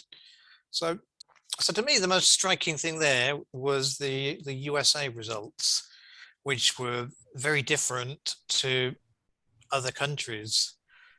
So have you come across anything either in your research you conducted here or wider things you've read that might suggest why those results are as they are? I think one of the points is, like in England, we had exams cancelled for like A-levels and GCSEs, whilst in America, they still went ahead. So as we looked at just 2020 rather than 2021 as well, there that could have been the spike, because the offset of people looking for the terms for cheating online in England may have been may be offset by the decrease in the actual number of people sitting exams that year. All right, and let's think about methodology wise. So you've done a sort of year-on-year comparison, but COVID came in partway through the year. So would you have seen different results if you had started your study at a different point within the year? It's hard to say so, but despite New Zealand and Australia being in the Southern Hemisphere, like none of the exam periods for schools or universities are mainly in January or February, but that is something we could look into. Yeah, okay, interesting, yeah. And if anybody else has any questions, by all means, feel free to type them in or to raise your hand. I mean, Zenith has asked me separately, how easy would it be to extend this work to other countries if people were interested in results of a country they're involved with? Because you remember when Zenith visited us during the module, who responsible for the Centre for Academic Integrity in the UAE. So for instance, would there be data out there to find out about how this was, about the UAE and how this has been affected? I think definitely that's definitely an area that we definitely wanted to do, and we raised in the and towards the end of the presentation. But like I said before, of course, there'll have to be quite a big language barrier, and then Google search terms, they're quite varied. But I think definitely if we use especially small, more complex algorithms and more complex analytics, so like SEMrush, I think that would definitely work in the UAE. So it's definitely an area that can definitely be done. Yeah, great. I mean, that really was going to be, if the Google search data is a bit limited, what other approaches could you use? And you've just answered part of that, which was going to be a question about SEMrush as an option, but unfortunately not a free option. So it does make things a bit more limited to go down that route there. And I mean, at the start of the presentation, you talked a bit about contract cheating there, but the data didn't really focus in on contract cheating as such. So is there anything about that area you'd like to bring back into what you've said? So possibly we could have maybe looked at, for example, how much a homework help site was searched up. So for example, Chegg and OneClass, these are example of contract cheating websites where they do the homework for you, for example. And we tried doing that, but of course the results weren't enough to yield reliable data. It's something that we originally wanted to do, and it's kind of the main focus that we wanted to uncover. But I think it's definitely something we could do in the future. Yeah, great. And I'm not here, hopefully, to be too critical or anything like that.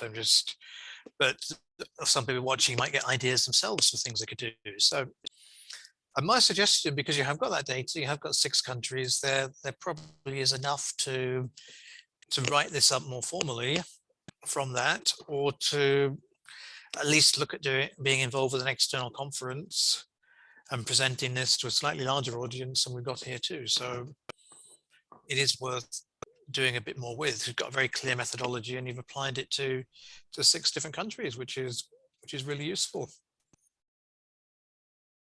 Yeah. Great. Thank you. Thank you, very much for that presentation. Yeah. Thank you so much. Thank you for your time. Thanks, everyone there. And you've got your virtual round of applause from all of us as well for that.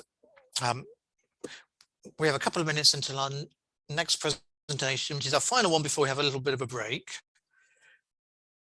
But but our next group can set themselves up there, just make sure everything works. And we are sticking with the theme of COVID-19 in a minute. Yeah, so I can see the main screen and I can see the presentation view. Well, can you hear me? And yes, I can hear you as well. Cool. All right. And have we got you're a slightly smaller team. We've got everyone here now. I think I've seen everyone. Good. Yeah. So we'll just give it another minute in case anybody is joining us for. Just a disclaimer, apologies if my voice is croaky because I did lose it, but I hope you can still hear me clearly. Yeah, we can. Yeah, you sound you sound a bit croaky, but I can never tell if it's the voice or if it's something Zoom is doing and microphones are doing. So that's all right. Yeah, sorry that my external camera is broken, so I cannot share my my face now. That's a shame. We will never know what you look like. Yeah. All right. I think that is a good time. So as I say, our final presentation, then we have a short break, is looking at academic integrity guidance and COVID-19. So very topical again. And yeah, team, go ahead whenever you're ready. So good afternoon, everyone. The research topic of our group is how has guidelines to academic integrity changed due to COVID-19 in different academic institutes in English-speaking countries. We have three group members, Carla McQuarrie-Davison from the physics department, Grammy Anna Baby, sorry, from the medicine department, and me, Kai Dai, from the earth science and engineering department. So to begin with, the world has been going through a very unexpected situation due to the worldwide health crisis created by the COVID-19 pandemic. As a role of students, we switched from face-to-face lecturing to remote learning, as well as the exams. As we are trying to figure out our research topics early on, we found this paper and this data that rose our interest.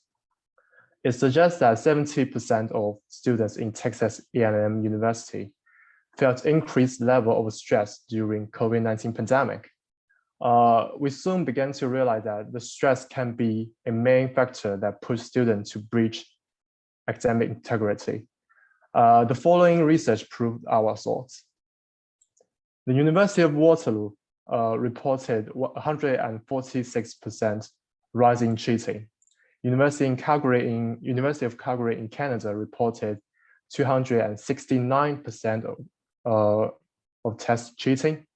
And shockingly, Queensland University of Technology in Australia reported that the test cheating has been quadrupled. The list keeps going. And after some further literature reading, the following are the factors we found that have a direct impact on stresses during exams in COVID period. Principal component analysis and other methods are used for scaling the data. To resolve these issues, introduction of any online learning tool or any policy changes related to academic integrity should be done with keeping the mental state of students in mind. Higher education institutes should play a dynamic role in strengthening their management strategies, especially on the concept of academic integrity. This is when we think university guidelines are especially useful and plays a very vital role in resolving the stresses, especially for the highlighted factors. So we decided to concentrate on how has the university academic integrity guideline changed throughout the pandemic. Also, with the development of the academic integrity guideline, It is also useful to set boundaries or rules for like source code plagiarism, as discussed before. As for previous work, we also feel quite stressful because we can't find any past research directly related to university academic integrity guidelines. There might be ongoing ones, we don't know. However, we found this data set from Thousand New Hampshire University in United States. We can see that more than 80% of students say that they are aware of the academic integrity policy. Once again, we find the importance of we found the importance of university of responses regarding the academic integrity guideline. So we decided to carry out this research, even there is no direct previous research. I hand it over to Grammy. So what was our method of data collection? So we used a specific code. And in this code, we only changed the end of the code to fit for the academic institution in certain countries. So for example, for the UK, it will be site.ac.uk. Our code included COVID-19, and it also included academic integrity with quotation marks, so that all results will specifically show those words. So academic integrity had to be included.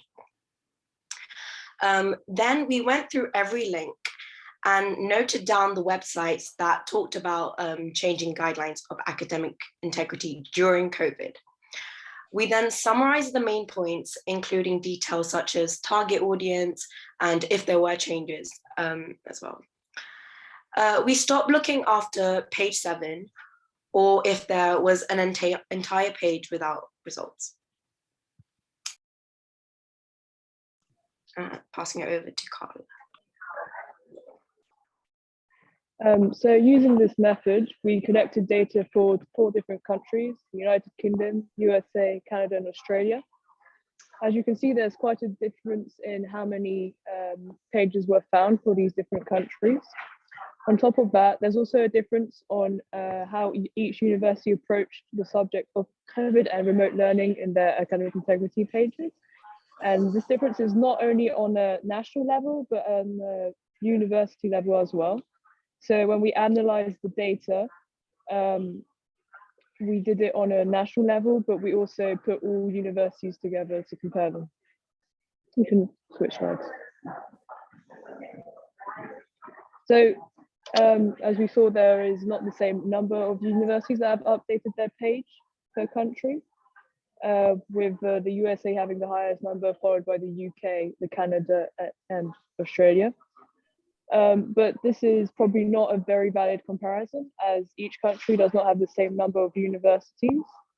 So when we compare the percentage of change page compared to the number of university in said countries, we have Canada ahead with 8%, followed by the UK and Australia at 5%, but Australia is a bit of a weird case considering they have a very small number of universities, and the USA with only 0.5% of updated pages.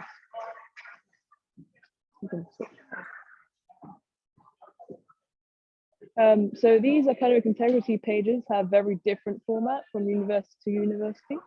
Some of these updated pages don't have any specific changes linked to remote learning or remote exams. Some of these pages were strictly dedicated to remote exam and would just remind students to respect academic integrity. And some also just had the same page, but with new dates on it. But there were other pages that updated their guidelines, were restating the fundamentals of academic integrity, like trust and honesty, and applying them to remote learning and how they should conduct themselves. So here we also took into account pages that changed how academic integrity misconduct hearings were conducted. So over all the countries, we found that 2/3 of the pages were had a specific change due to remote learning and remote exams, and the other page just restated exactly the same thing. We then looked at the countries that had a change and to which country they belong. We can see that Australia does not appear because in the two sources we found there were no changes at all. The USA occupies 50% of those universities, and the other half is separated between the UK and Canada. You can switch next. As each of these pages were different, they also had a different target audience, either faculty or students. When faculty were the target audience, it was advice on how to maintain academic integrity during remote learning and exams. In America and Canada, we also saw that there was a possibility for them to use a specific honor code if the professor wishes so. When the pages are aimed at students, it is either advice on how to make sure they are maintaining academic integrity, or just restating the same rules as previous years. The graph, you can go back. The graph shows that the majority of the updated academic integrity pages are targeted at students. The other 15% is targeted at faculty, but there might be a slight bias here because faculty could be contacted via different channels than a website. You can switch page.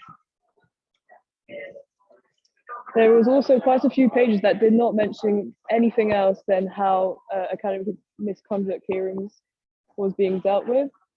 That was the case. 17% of these pages were only stating that the hearings were now remote, and most of the time that there were no longer in-person office sessions. There was also put in place an expedited process for misconduct, academic misconduct, where they would no longer, if there was no, if it wasn't refuted, it would be expedited. I pass it back to David Gray. So, limitations of our research. When we were going through the pages, especially in different countries, we realized that they use different terms other than academic integrity, such as honor code and student code of conduct, academic misconduct. And so therefore, it's likely we missed useful resources due to slight variation in wording by different institutes. Another thing is universities that changed their guidelines due to COVID have gone back to normal learning, and therefore we don't have their results and they're not included. We also used results from some specific university departments rather than the entire university. One problem that we faced was the fact that most, if not all, university pages had the COVID banner. This meant it was more difficult to find useful resources that were specifically academic integrity guidelines for during COVID, because they were showing results that were only about academic integrity. And so therefore we were missing useful resources, as well as having a lot of pages that were irrelevant. Our method was also quite subjective, as due to time pressures, we all researched different countries by ourselves. And so the way the UK was summarized might be different from the way the USA was summarized, as we had to use our own judgment. We also really struggled to find useful pages. And so what would we do differently? So firstly, we would research appropriate words that are related to academic integrity for each country, such as honor code, to give us more resources that will be useful to our research. We also think it might be useful to contact the universities and ask them directly if they've changed their guidelines. We would also make sure that we don't include just specific departments, but rather the entire university. We would like to find a code that filters out pages that have a COVID ban, if that was possible. We would also have a specific focus, as just changing guidelines is quite broad. So it included, how hearings were conducted, as well as how exams were now taking place. So if it would have been more useful if it was more specific, such as exam guidance on academic integrity. We would also have separately done the same research. So we all would have done the exact same countries and then compare our results to reduce subjectivity. And to sum it up, more than 60% of university we found have updated their academic integrity pages, but in a different manner. Majority of them restate the principle and update them to remote learning. The most important part is to emphasize the part of academic integrity. And outside the UK, we also found in USA, Canada, many lecturers adopted honor code to modify their academic integrity behaviors. So for future work, we should figure out the target audience after and before the change in guidelines, especially for the universities that did change. We need to find out whether change in academic integrity guidelines benefits students or other target group. Also, do update guidelines ensure that integrity is increased compared to universities who does not update them? Well, to address the two problems, a very helpful action is to take our own student survey. However, for such survey, it is very difficult to conduct. The sample size is enormously large, and it is difficult to bridge the barriers between universities, especially for the abroad ones. And another question is, will this research topic become an active field? So there will be more data in the future. Thanks for listening, and this is our reference list. Thank you. All right, thanks very much, everyone, for that. A lot of references at the end there, but we didn't really take them all in, I don't think, when you've just flicked through them for that one. I mean, just a general thought for presentations that sometimes it's not the best idea to just, I'm very glad you acknowledge the limitations and you thought about how to get around them, but sometimes it's not the best idea to focus solely on limitations to close the presentation, because you also want to focus very much on the positives of what you've achieved. And you have done a lot of work to go and find these pages and investigate them and use them. And it's always worth just reflecting on that. But I just want to pick up just on that final slide. We said 70% of universities had changed their pages. But a bit earlier on, you gave some quite low numbers. So, or 60% of pages, like I think the figure in the US was single figures. So can you just clarify what you're comparing in those two places? Yeah, in that last slide, it's 70% of the updated pages. It's not pages overall, it's the updated pages for that we found. Just give me an example, please, of what you mean by that. So we collected data, and we found that some pages are written updated because at the end of the page there is written that it's updated for 2020, 2021. But there is no changes specifically for remote learning, and 70% of them do have changes, but this is within our data. Right, okay. So it looks like it changed, but it hadn't, or it might have changed, or it might not. But out of the ones that have changed, they have really changed. Now, I've probably confused everyone even more with that, but I think I get what you mean with that one. Yeah. So what would be, so in terms of the types of changes you observed, what was the best practice in the changes for what kind of information was included, and out of the things you identified in the pages you read? I personally found, well, there were two that stood out, two methods.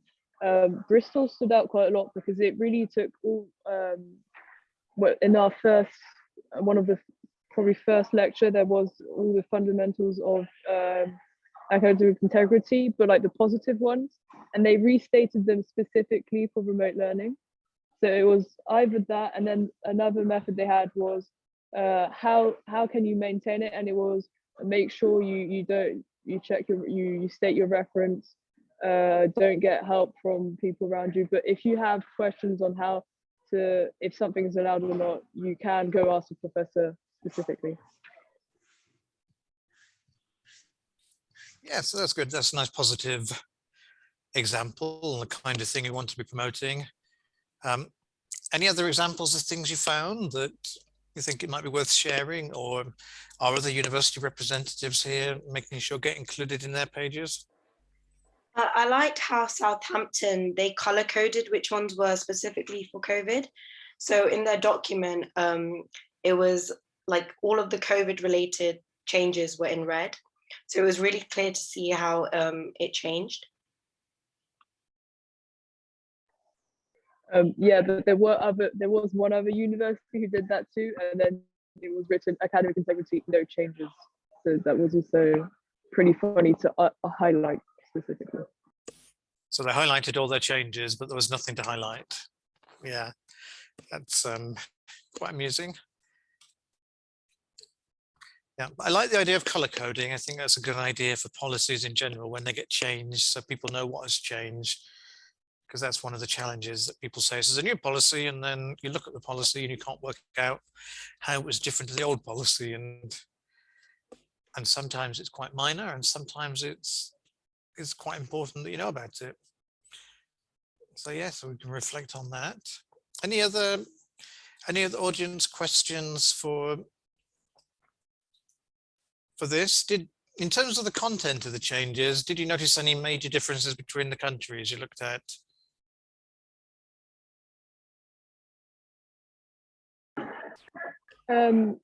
Not really, but it was the main stark difference was the honor code thing with non-UK universities. Oh, also like Canada had, I think they had courses on academic integrity that students had to complete. And yeah, so the pages for academic integrity will include that. And so I found that quite cool how students actually had to go and actually look at the guidelines, therefore, as they had to do a module on it. Yeah, people have to actually go and read these. Sorry, go ahead. Yeah. But that also means that we don't actually have access to what kind of information they get in that course. So that was another issue. Yes, because sometimes, so I think one thing about your research to make clear as well is that you can only investigate the visible policies. So if something is only available if you're logged into a certain university system, then it's not possible to investigate it this way there. And I mean, even within the same country, different universities might have different approaches to how they present information. In fact, even within a single university, you might see different approaches. So it's quite a tough question to answer, but it's good that that information is out there to do with COVID. But so final question, then we'll have a break, is do you think universities went far enough with making changes as a result of COVID?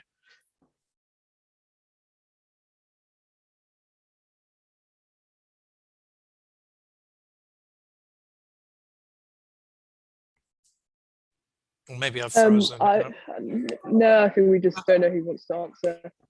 I think that overall, so on the ones that updated, which is a small percentage, 50% did it relatively correctly. But even in the ones that did actually update them, I think we can consider that the quality and if it's actually worth reading was not always there. So we can see that most universities did not update their pages, and on top of that, when they do, it's not always done to the most useful point. Yeah, that's a strong recommendation, and for all of us to finish on that we do need to do more and get this information out there and make sure policies always stay up to date, even in a pandemic. So thanks very much to the three of you for being a slightly smaller group of people as well working on this, for bringing this all together, and a virtual round of applause to you as well. And I think, again, there are ways to take this forward and to do more, but and I think it's really great that you've identified that although there were some limitations to the methodology, that there are alternative approaches that can be considered in the future as well, because that is an important finding of research projects. So thank you for that. Now we have a break until 6:30 or just before there. When we're back, we have 3 more presentations, some more interesting areas. So I will leave so feel free to stay here. I'm just going to have a few minutes just away from the staring at the screen for this, but I will be about, and hopefully see everyone again in about half an hour's time.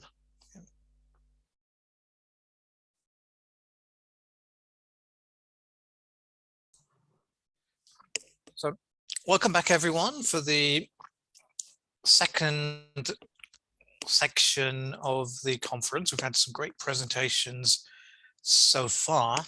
I'm going to move straight on now to what is well, a very meaty topic, but I'm very excited to hear more about from our student presenters. How far are students responsible for a breach in academic integrity? So I'll hand the floor over to you.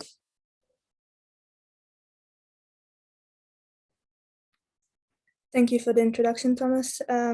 So as you've said, we're going to discuss today the extent of student responsibility when a breach of academic integrity happens. Let me see if I can move the slides. There we go. So the way we're going to approach it today is we're first going to kind of define academic integrity and all of its different aspects, and then classify different types of academic misconduct methods. We'll then go on to analyzing the different people or entities involved in a breach of academic integrity, and we'll deliver our conclusion in the end. So this is a quote we've decided to use. We thought it was very well representative of what we are kind of looking at today. I'll let you guys read it on your own, but in essence, we thought it's a good representation of the fact that when academic dishonesty occurs, there's more than one kind of side that's responsible, which is what we're going to delve in a little bit deeper to talk about today. So this slide basically speaks about the principles that underpin academic integrity.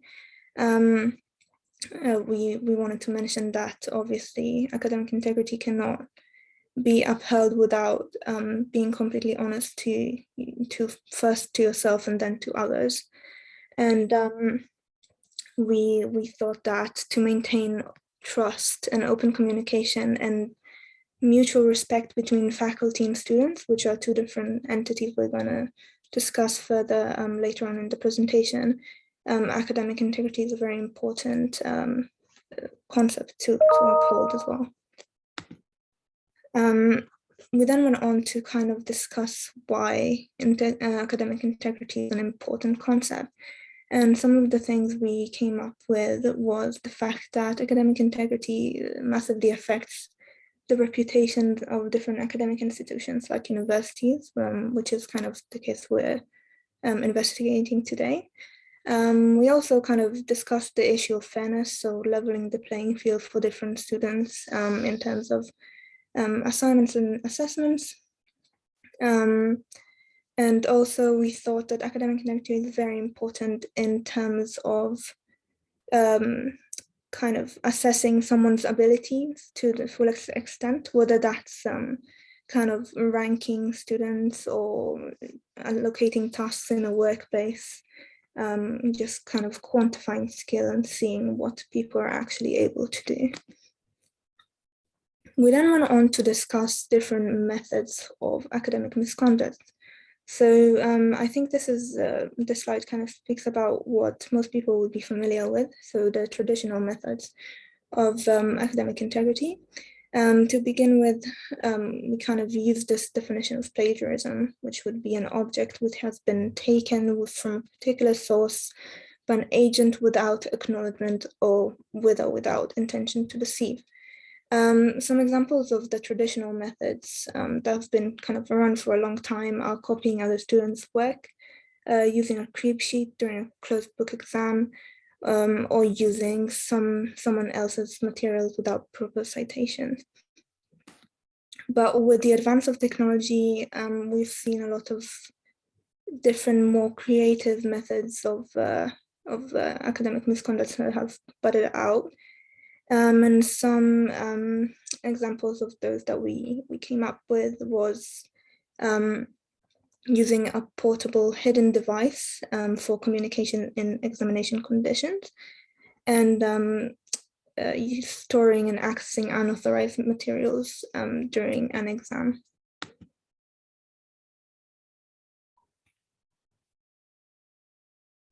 Sorry, so moving on to our literature gap. After doing some research, we found out that like the recent studies mainly focus on how academic integrity will impact the teaching and learning process in institutions of higher education, like universities in specific. And with the moving of the pandemic, since we have to move our exams to be mostly online assessment, we want to focus on how to, the literature also focus on the development of technology contribution to the rise of academic dishonesty. Along with the expansion of the plaque market in writing essay, known as like the essay mills, and the evolution of cheating methodology, we have attempted mainly different detection techniques and recommended penalties. One prime examples of that is like the detection tools like Turnitin. It has contributed significant amounts in saving time and effort for the teachers to check out for plagiarism and other frauds. However, we believe that like relying completely on preventing the supplier is not like how we solve the problem from the roots, and it requires more than just like the surface solutions. Because we all know that as long as the demand is still rising, the supply chain will always be there to help with. And tools are not the most effective way to combat dishonest behaviors. So that's why we conduct this study. We believe that by clarifying the boundaries and responsibilities of each role and getting the attention from all the sources to support the students, we can get the students' self-esteem and self-discipline waking up, and they can proactively avoid academic dishonesty.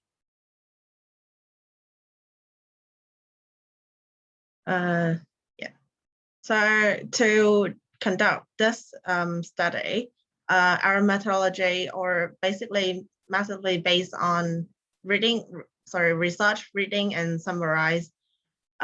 We look for trustworthy websites such as the university policies included, but not limited to Imperial websites, University of Southampton, and even some US universities. We also look at some research paper from other academic integrity professors to reinforce our understanding. to get us updated with the situation of the pandemic and the online assessment, stuff like that, we also do some research on the news and some recently conducted survey. But to get the bigger picture of the whole system, we use the UK government website as a reference, and they have like a very specific website for those things. I mean, academic staff and students, which is the Office for Students. Yeah, so moving on to the student bit. So we, in a traditional way, we always believe that the ultimate responsibility lies with the student, and I do agree with that. However, I do believe that the extent of responsibilities for a student lies in these areas. So the student has to be honest with their academic gaps, and if they struggle in the preparation period for the exam, they should reach out for remedial help from peers and from lecturers. And I believe that the university do provide them one-to-one, how do they say it? Like one-to-one tutorial sections for those students. They have to be responsible and ensure that their own work is reported honestly. It's quite rare, but they should only submit answers to the required number of questions. So it means that if they submit more than two questions, more than one question, like two, for example, to increase the chance of them getting the correct answer, if the question only asks for one correct one, we also count that as academic misconduct. They should not attempt in bringing unauthorized documents or utilizing unauthorized devices, such as like the hidden earphone or like calculator, phones but look like calculators, for example.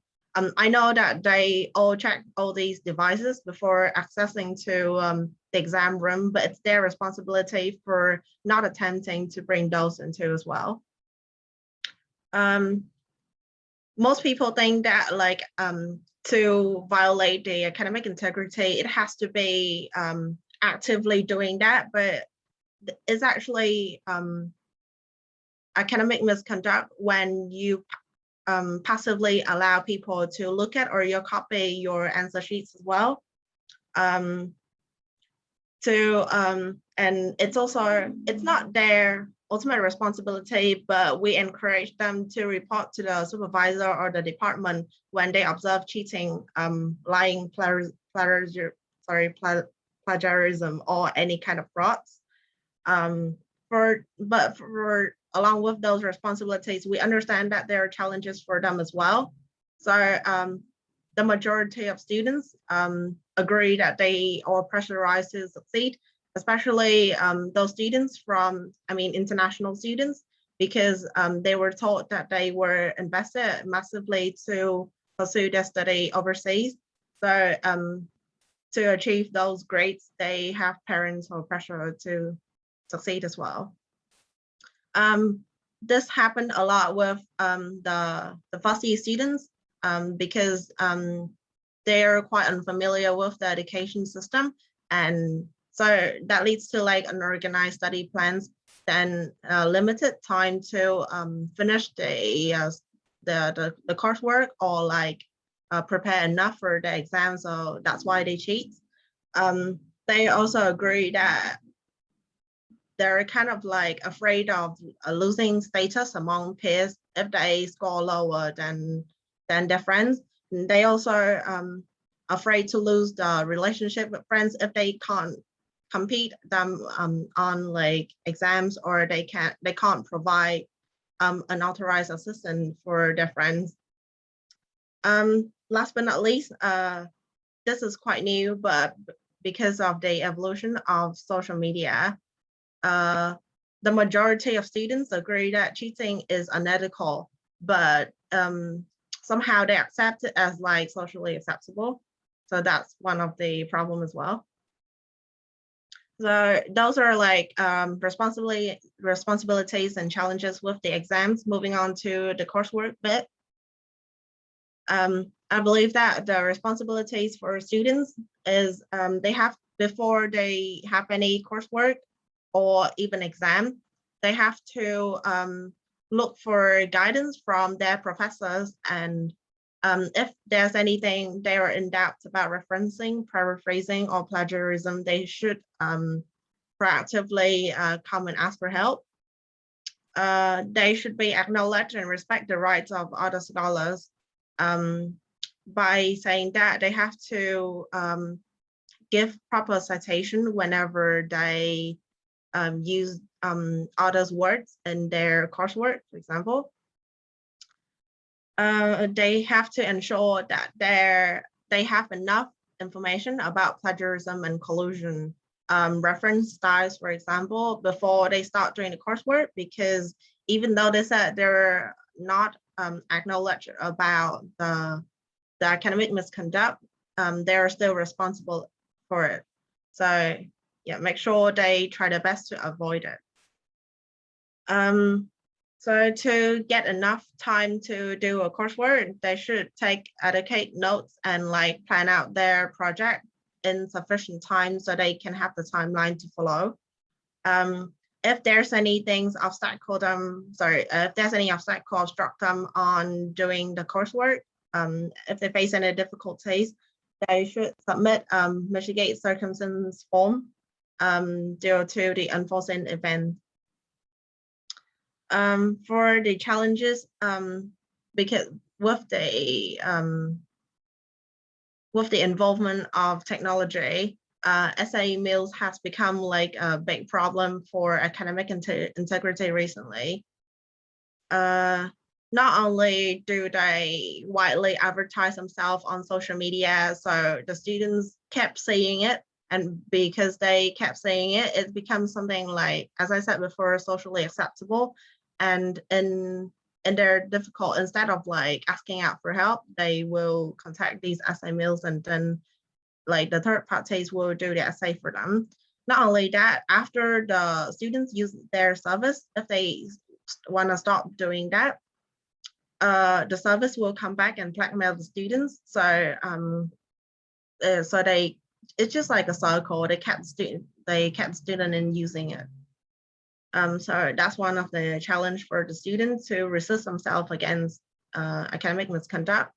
It's also because of the remote learning situation, so they're less motivated, and it's difficult for them to reach out for help as well.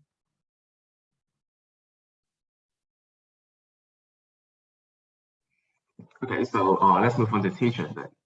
I'm not going to answer the question of whether teachers should be responsible for if there's an academic breach.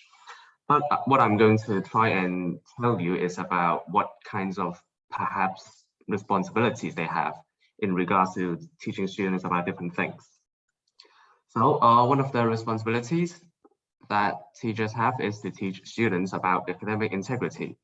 In Gotardello and Karabakh study in 2020, 38% of the surveyed professors shared the consensus that it was, and I quote, essential to create an ethical culture at the university and instill ethical values in students. Some professors also stated that discussing academic integrity is part of their curriculum. However, there's a challenge that teachers face.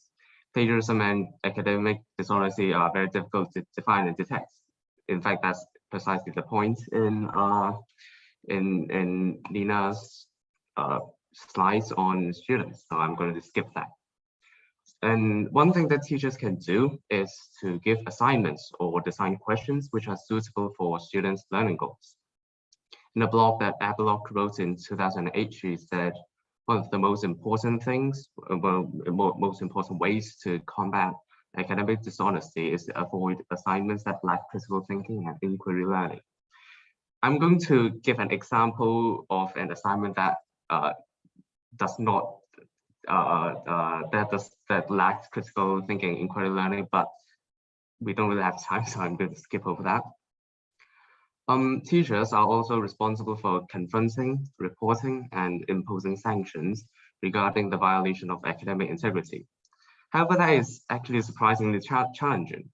We looked at McCabe and Trevino's study in 1996, and it revealed that 44% of faculty members did not report incidents of known academic dishonesty to the university.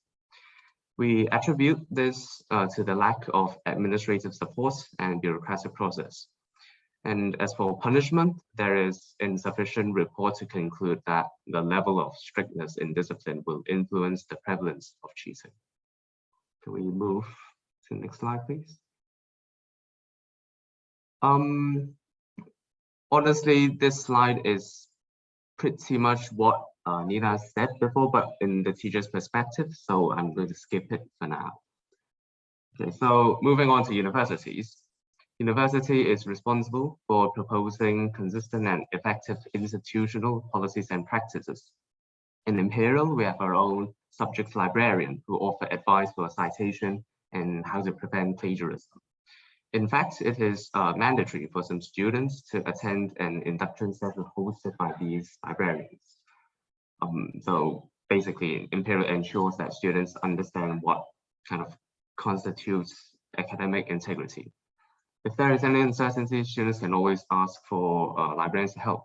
This is one of the many measures that universities can take to foster academic integrity among students. The problem is that there are constantly new and better ways for students to breach academic integrity. Nia said before, the technological advancement keeps creating new and better ways for students to breach these academic integrity. And especially in the pandemic, assessments are remote and open book, so it's very difficult to monitor students. University must adjust its methods of practice, and often unprecedentedly. So we don't really have time, so I guess we'll skip the last point for now. Thank you. We'll try our best to keep it pretty quick. Finally, we're going to look at the government as a stakeholder in this situation. Whilst one could say the government could not be directly responsible for a breach in academic integrity, it's fair to say that their actions or lack thereof could contribute to a student's pressure they feel, ultimately leading to a contribution of the motivating factors in a breach. Government bodies should be adequately supporting institutes of higher education, and this could be through establishing and maintaining copyright laws to protect authorship and deter plagiarism. However, as previously mentioned, in an age where technology is ever more playing an important role in our personal and work lives, the government, if it wishes to protect academic integrity, must work with companies such as Turnitin to implement plagiarism detection software. On that same note, with essay writing mills and new contract cheating endeavours constantly becoming available, it is tricky for the governments to police such things. Again, looking at the points we've just discussed, it can be argued that the government doesn't play a direct role in a breach of academic integrity. It's more that specific responsibilities it has play a part in how actively available some of the contract cheating means are. The interesting part is how far is the buck passed in terms of responsibility. Should they be held responsible if they haven't made a strong effort to quash these online cheating methods and maintain the appropriate copywriting laws? And we'll just move on to the conclusion and outlook slide. Thank you very much. Sorry, guys, it'll be pretty brief. But just to bring a conclusion to our research project, it's important to recap that in carrying this out, we did have some time constraints, and as such, the project is more of a collation of pre-existing literature and research papers as opposed to primary research, such as surveys and focus groups. It's also worthwhile to mention that whilst the respondents who contributed to the papers we've used that underpin our research and might have had a pre-existing interest in academic dishonesty, therefore this could have biased the sample statistics. And naturally, as for students, of course, we all have our own opinions based on that, but we had a conscious effort with the methodology to standardize the way we approached collecting research papers and analyze them in a way such as to minimize this effect as much as possible. So moving to the actual conclusion from this research, it's somewhat clear that the student holds at least some responsibility when it comes to a breach in academic integrity. However, this project has served to explore how other stakeholders have influence and therefore potential responsibility in such a situation. Regardless of the degree to which they hold responsibility, it can be agreed that in at least some situations, students do not carry wholly the responsibility. Moving on to the next 3 slides, we'll just cycle through them. There are references for the project. I believe we're uploading our slides, so they will be there for people's reference. And finally, thank you very much for your time and patience, everybody. We really appreciate your time and consideration, and we welcome any questions or discussion, time permitting. All right, thank you very much there. And we do have some guests with us as well, so anybody here is more than welcome to ask questions. If you would like to do, just type them in or raise your hand.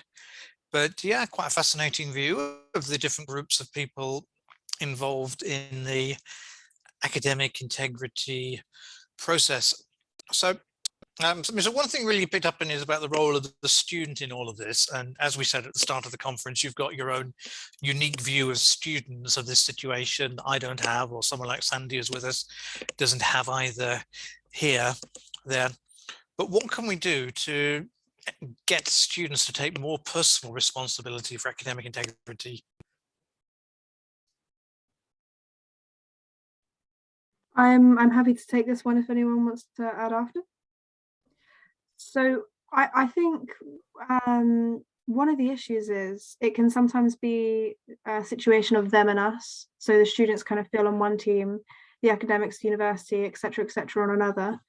I know it's much easier said than done, but having a kind of open and honest discourse about the direct effects of something like this to almost play on the students' emotion and put them in the shoes of, what if this was your research that you're plagiarizing, et cetera. I think sometimes the actual thought process of the direct implications isn't something that might come across the student's mind. To them, it might be, I cheat, it doesn't hurt anybody but me, or I plagiarize and no one's going to notice. It's a paper buried within 30 research bits of resources. So I think something like that, as with anything, open and honest discourse can be really effective.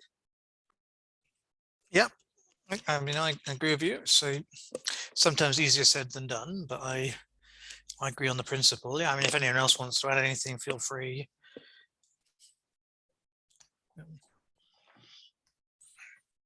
Sandy?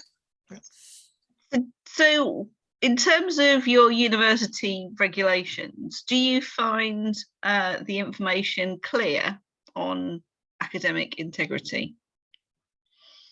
I'll take this one then, I guess. So we've looked at, so of course, just if we just look at Imperial alone, then I think personally that their guidelines are very clear to me. And subject-wise, like in terms of, because I study maths, like this math coursework, this thing that I'm doing, is there any possible ways that students can mistakenly just breach academic integrity? They tell us about these things very carefully and very thoroughly. And also, we've also researched a lot of like US universities, a university without honor codes, because that's an American phrase.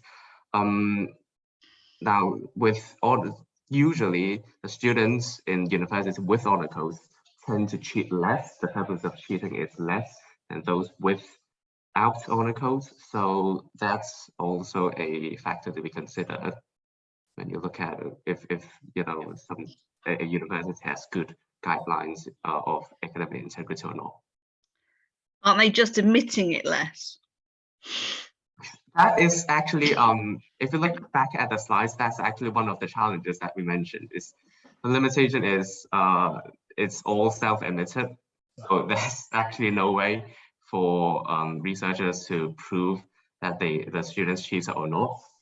So that's actually one thing we want to improve on, but due to the time limit, we can't really do that on our own. So we look forward to more research in that field. Okay, yeah. Have you got any, sorry. No, I mean, I was just going to bring us to a close, but if you want to ask something else, you can. No, it's fine. I realize we're over time. No, I mean, the only thing I was going to say is when you're mentioning about further research and time is a pressure, because you've actually got a lot of material there, but you had too much material in the way it was presented in your incredibly neat slides. But you could very easily write up what you've done without much more work for possibly for a book chapter, possibly even for a journal paper focusing in on those different groups and arguments, because you have all the source material there, and it's just a case of putting it all together. So you have good, you have good, and I haven't really seen it presented in the way you did it, focused on those different stakeholder groups quite the same. So there's nothing, no opportunities. Yeah. So thanks very much for that. Great way to bring us back for that one. I will now let our next group, and you've had a virtual round of applause, that's there. Let our next group set up as well and share your screen, and we'll just check everything is working. And for our presentation on the contract cheating, computer-aided design and technical drawings. So quite an area where there's not been a lot done before, so I'm quite excited to see this one. So yes, so whenever you're ready, then put your cameras on, and I think we can go ahead and look at this this research presentation.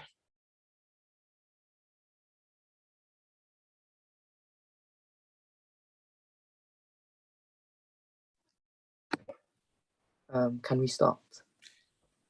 Yeah, I think we're right on 7, so I think that's a good time to start. Yeah. So hello everyone, and welcome to our presentation. Today we're going to be talking about the state of contract cheating within the field of computer-aided design, or CAD, and technical drawings. So the aims of our presentation is to look at the relevance and importance of contract cheating within the field of CAD and technical drawing assignments. We'll also examine the prevalence of contract cheating services in this field, and examine the data available in terms of the research from contract cheating platforms. And we'll show some examples of students using this type of services to complete their assignments. So just to begin by defining contract cheating. So contract cheating is a form of academic misconduct when a person uses a third party to assist them in the production of work. This can be a payment or a favor involved. So in terms of the relevance and importance of CAD and technical drawing assignments, many of these assignments are coursework based, and this means that there's sort of an incentive for contract cheating in order to allow quick progression through the course. And unlike other forms of contract cheating, it's much more harder to detect. So for example, in essay writings, there's tools such as Turnitin, but for these type of CAD and technical drawings, there's no automated tools, and there's no writing patterns or keystroke analysis that can be performed, so it's much more harder to detect. And the reason why we chose this field is that it's applicable to many different industries, such as aerospace, engineering, and architecture. And also, in general, contract cheating creates disadvantage to other students. And when it's successful, it allows for further contract cheating within CAD, but also in other subjects. And the reason why we're researching this now is that we initially made a search through Google Scholar, and we couldn't find any references of contract cheating within the CAD and technical drawing field in pre-existing research, and therefore we found that we think that this would be an interesting topic to research about. So this is a slide showing 2 screenshots of a forum which highlights teachers of CAD showing suspicion of their students cheating. And this kind of shows again that CAD cheating is prevalent. So in the next slide here, we can see that we chose to include 2 main software tools within this field, which are most common, which were AutoCAD and SolidWorks. And as you can see on the diagram on the bottom left, you can see that both of these have the highest market share, and therefore we use these in order to make our search queries and data collection. This inclusion criteria allowed us to improve specificity in terms of finding instances of contract cheating within CAD and technical drawings. So this is a slide showing conventional contract cheating services. So we performed simple Google searches for this, and we found thousands of different services that were offered. And you can see on the image on the right, our search. And the limitations of these services is that it's impossible to sort of discover if these services are legitimate without consulting them, because many of these may be run by the same entity, and limited data can be collected, and we can't really make quantitative data inferences or comparisons. The only thing that we can understand from these is that some of these services which advertise contract cheating may also include AutoCAD and SolidWorks within their claimed repertoire of knowledge of services. So this shows an example of a conventional contract cheating service. And on the next slide, we can see that another conventional contract cheating service, but here we can see that it seems more legitimate, because there's more prices which are shown, and sort of the delivery of the service being given, for example, a week or 6 days or 24 hours. And this, therefore, it seems more realistic, but we cannot definitively make this conclusion. And a final note on legitimate services such as Fiverr, and these can be used as a part of contract cheating within CAD and technical drawings. And here's an image again showing services that are offered at different prices and with different sellers. Now we're going to turn our attention to pooled assignment services. So this is where a user submits their assignment, and the tutor registered on the platform will have the ability to answer their queries or questions. And this tutor typically is independent from the platform. And this allows for us to perform quantitative data collection. So now I'm going to pass it over to Ashwin, who's going to describe the methodology for these homework pooling services. Thank you. Thank you, Dineshan. So to find these homework pooling services, we use the Google search query solve homework for money services, and we saved the first 5 Google search results, and we saved a list of those of any websites mentioned on those search results. And so we ended up with 16 websites, and we saved the websites that had the functionality of a homework pooling service, that were fully indexed and had an Alexa global ranking of more than 1 million page visits in the last 6 months. And this was to eliminate any insignificant and fraudulent websites. And so on the left here, we see the 16 websites we started off with. And once we applied our inclusion criteria, we ended up with the 2 websites, Sweet Study and School Solver. And so on these 2 platforms, if a submission had 2D or 3D technical drawings as a central theme, or had AutoCAD or SolidWorks mentioned within the submission, then it was recorded as a positive submission.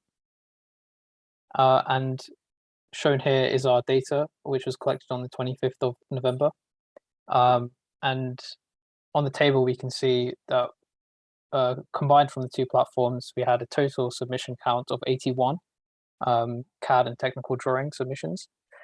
And on the School Solver dataset, we can see that this represented only 1% of all engineering submissions. So obviously this is very low total prevalence. However, as we will note in later slides, it's still a very important issue.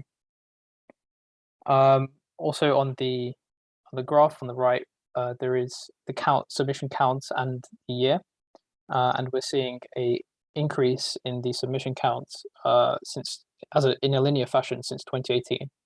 And we do expect this to continue, and it's very worrying. In terms of the pricing data, we recorded the average price of a CAD and technical drawing submission to be around $56 on the SchoolSolver platform. And this compares markedly with the average engineering price of only $20 per submission and the average random total price, which was around $15. So CAD and technical drawing submissions were much more expensive than these.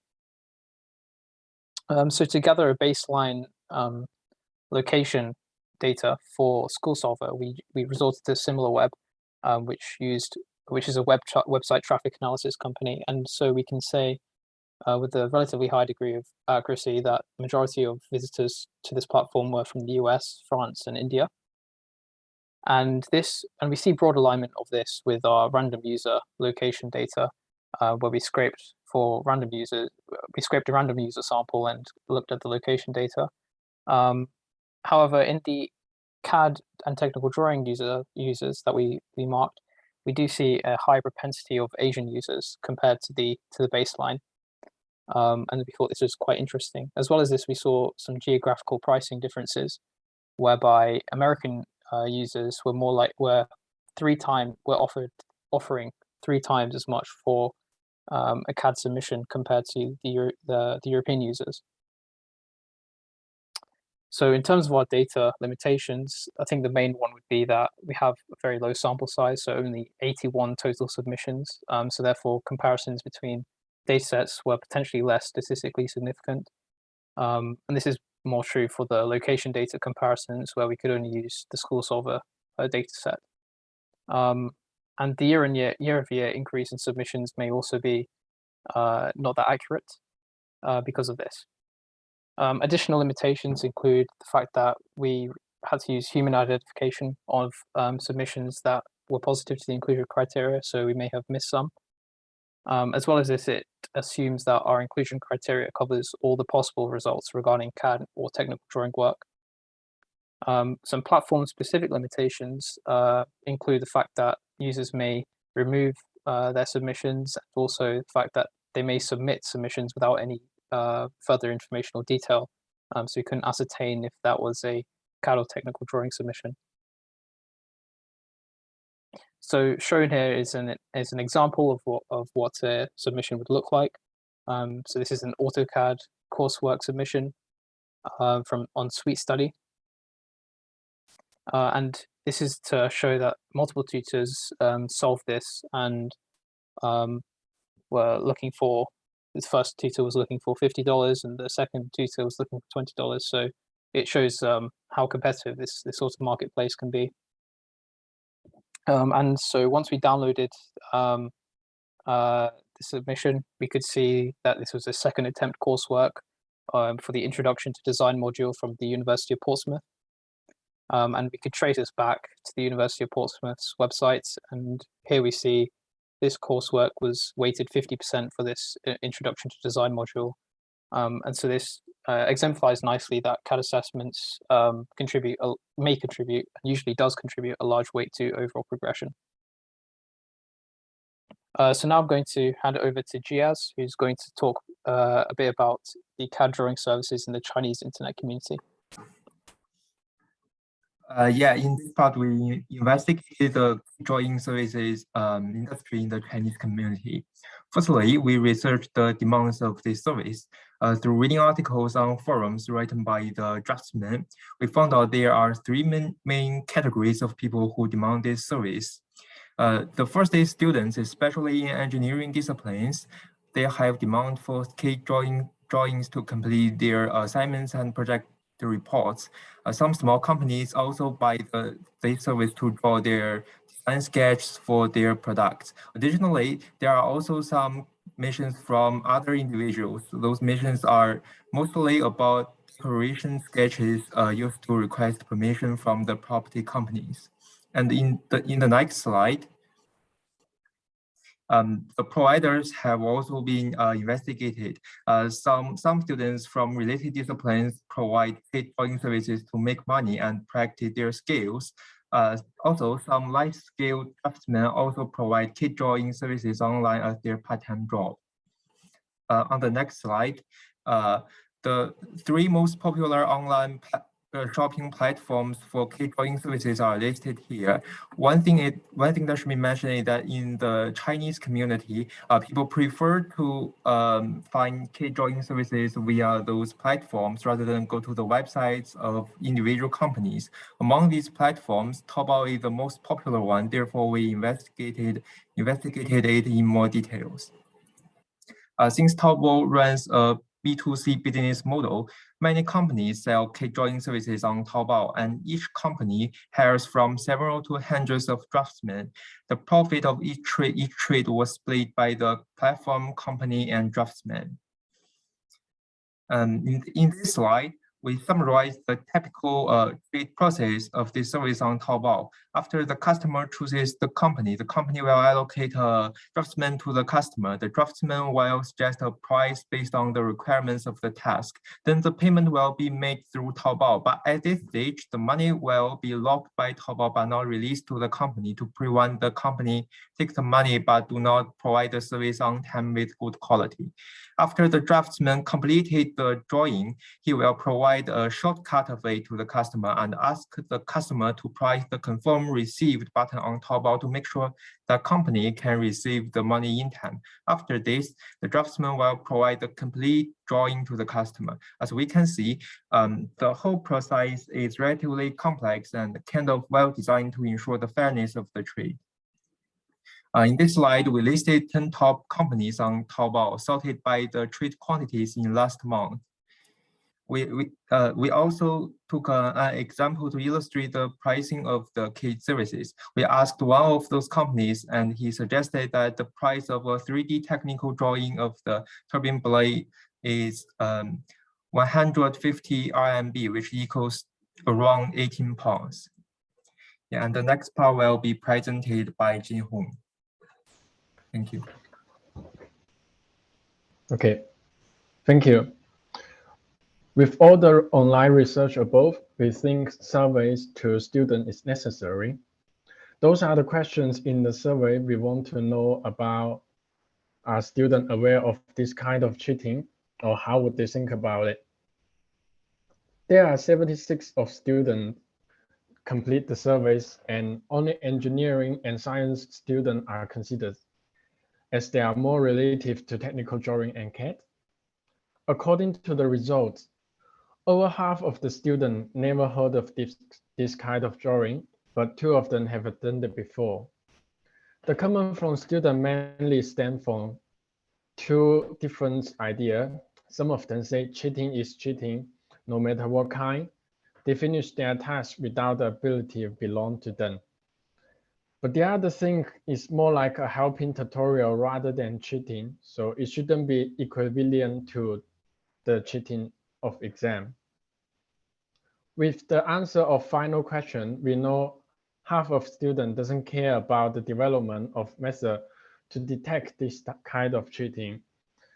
And even there are 34 students supporting this development, no substantial suggestions was provided. And we have also emailed a few university departments which related to technical drawing. This is an email from Department of Engineering in Imperial. And this is another email from another university. Both of their answer can obviously see the lack of awareness of this kind of cheating, and also the difficulty to develop a method for detecting it. To conclude our survey, firstly, next slide, please. Firstly, we want to talk about what we can do. From our research, we know it's very hard to come by, but still there are a few methods we have to think about. For general, we can check the time spending of the file and also check the file property to compare version detail. However, those measures can be bypassed very easily. And there are a few specific methods as well, like in-person assessment or focus to work using remote desk protocol to allow login. For further improvement of our research, We can expand datasheet like inclusion of more relevant website or broaden keyword for searching. We can also study on impact of legitimate website on CAT contract cheating. And getting more survey from both student and academic staff of different universities from different countries is beneficial to our research as well. The end, CAT and technical drawing is usually cohort-based assessment and is usually contributes a large degree to progression. Contract cheating in this aspect is currently not so prevalent. However, without any stopping, it will most likely to become more and more prevalent. Current mindset and attitude of CAT educator are not focused on contract cheating. Even there are only limited methods in this to combine contract cheating in CAT or technical drawing, but methods should be developed and put in place to make it harder. Now we have finished our presentation. Thank you for listening. Right. Well, thank you very much for taking us through many strands of your research. I must say I was slightly taken aback when you went through that, because I didn't expect all these different approaches to keep appearing there, just because it's quite unusual for people to have approached this from so many different angles there, including including a survey as well at the end and everything. So to me, it takes a bit of digesting about this one and which parts to focus in for that, because there was such a lot there, and the case studies as well. So I mean, so in terms, really, one thing I'm interested in is the different take-home messages there. What would you say the message that we should give to either students or staff about this problem is?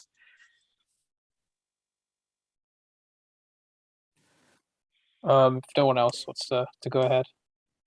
Well, I think the take-home message for CAD facilitators of CAD education would most certainly be to raise their awareness about it. So just tell them about the increase in prevalence of CAD contract cheating, both in English-speaking and Chinese-speaking communities, because it is something that we expect is going to increase in the future. All right. Sandy? Yeah. How did you do your survey? Just interested in how you carried that to your survey. We have made just like a website for the survey, and I sent it to a couple of the students, just my friends I know, and they send it to their friend as well. And most of it is engineering and science students, so that's beneficial for our surveys as it's more relative to technical drawing. So that's how we finished the survey. So was it just students in Imperial? Was it students elsewhere? Who were you surveying? No, it's mostly from university in UK and UCL, King's College, even Cambridge and Oxford. There is student finished the survey as well. And also I have a couple of students from Chinese university and also American university as well. Okay, that's very interesting, I think, from sort of very eminent places that do engineering. So. Yeah, it's I mean, so one of the challenges with surveys, which is what do you do in a circumstance where a student gets back to you and says they are contract cheating there? And so I'm thinking about the ethical design of your survey and how you've put this together. Did you have any safeguards in place to make sure that you couldn't accidentally identify these students? Sorry, can you say that again? Yeah, well, you've surveyed various people, and some people have told you they were cheating. A small number, thankfully. There, what should you do in that situation as a researcher, or have you found a way to not have to address that situation? Because my survey, just I have told all my friends or just all the students, this survey just I have no names on it, so they actually don't need to think about just it will get exposed or something. So that's the reason why they have done this kind of contract cheating before. So when we are analyzing it, we are very hard to actually find who that is to further decide to like having an interview with that student. It's very difficult to do. Yeah, okay, and I take it this was a small scale survey you're using to scope out the extent of this problem there. So it's a starting point for potentially further work in this area for that one. But I found the idea of getting the using the existing data and getting the pricing data and tracking down the choice of the sites really interesting. And you had a term in there I'd not heard of before, which I have now temporarily lost from my notes. So it was homework pooling services, or it can also that's be. right. So how would you? So homework pooling services. Yeah. How would you define a homework pooling service? Well, it's something we thought we didn't really know what else to call it. So that's what we termed it. But it's essentially we thought of it as essentially any website whereby there are a number of registered tutors that are independent of a specific contract cheating platform, where it's typically marketed towards students who submit assignments or homework, and the tutors registered on the platform in exchange for money essentially solve them. So the main idea is that it's a centralized platform, but but the tutors are more or less independent from the platform itself. Yeah, I like the term. Yeah, it's nice to have a definition to go with it, because that has been referred to in various ways, but again, not specifically in relation to graphic design or CAD or technical drawings or whatever it might be as well.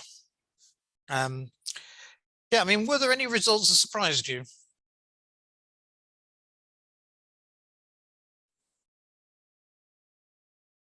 Or anything that you hadn't expected when you started this research that you found out?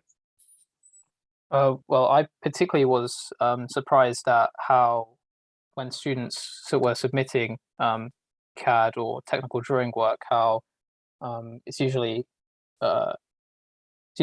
copied verbatim from the university documents, and so it can easily be traced back to the specific module. So that's one thing I was surprised by.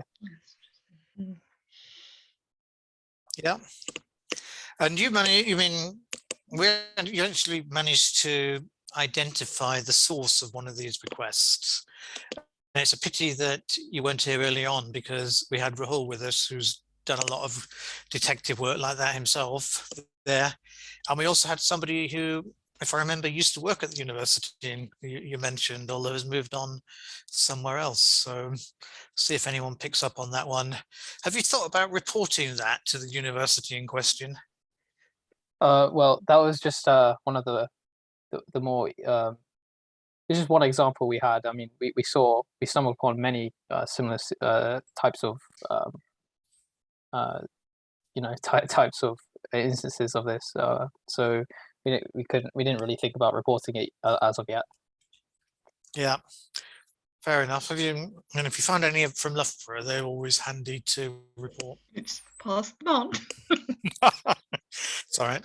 Sandy is from Loughborough, in case you don't know her as well as I do. That's the I'm interested in the Taobao link, because I've seen information from Taobao before. Is Taobao, so if somebody who did that research could comment, is that a platform? How does Taobao advertise its wares? Is that something that's that you see regularly? Is it it's a shopping thing generally, isn't it? Could somebody explain some more about Taobao to me? Yes. Taobao is a general online shopping platform like Amazon. It sells a wide range of goods. But they freely advertise contract cheating services. Is that what you're saying? So you would obviously, we don't see that on Amazon. Because in this industry, not all trade-offs are cheating, because there are also other customers, like other companies and individuals buy this service. So the advertising is just legal, and so. But obviously they must be advertising on that platform, must they not? Yes. Okay, thank you.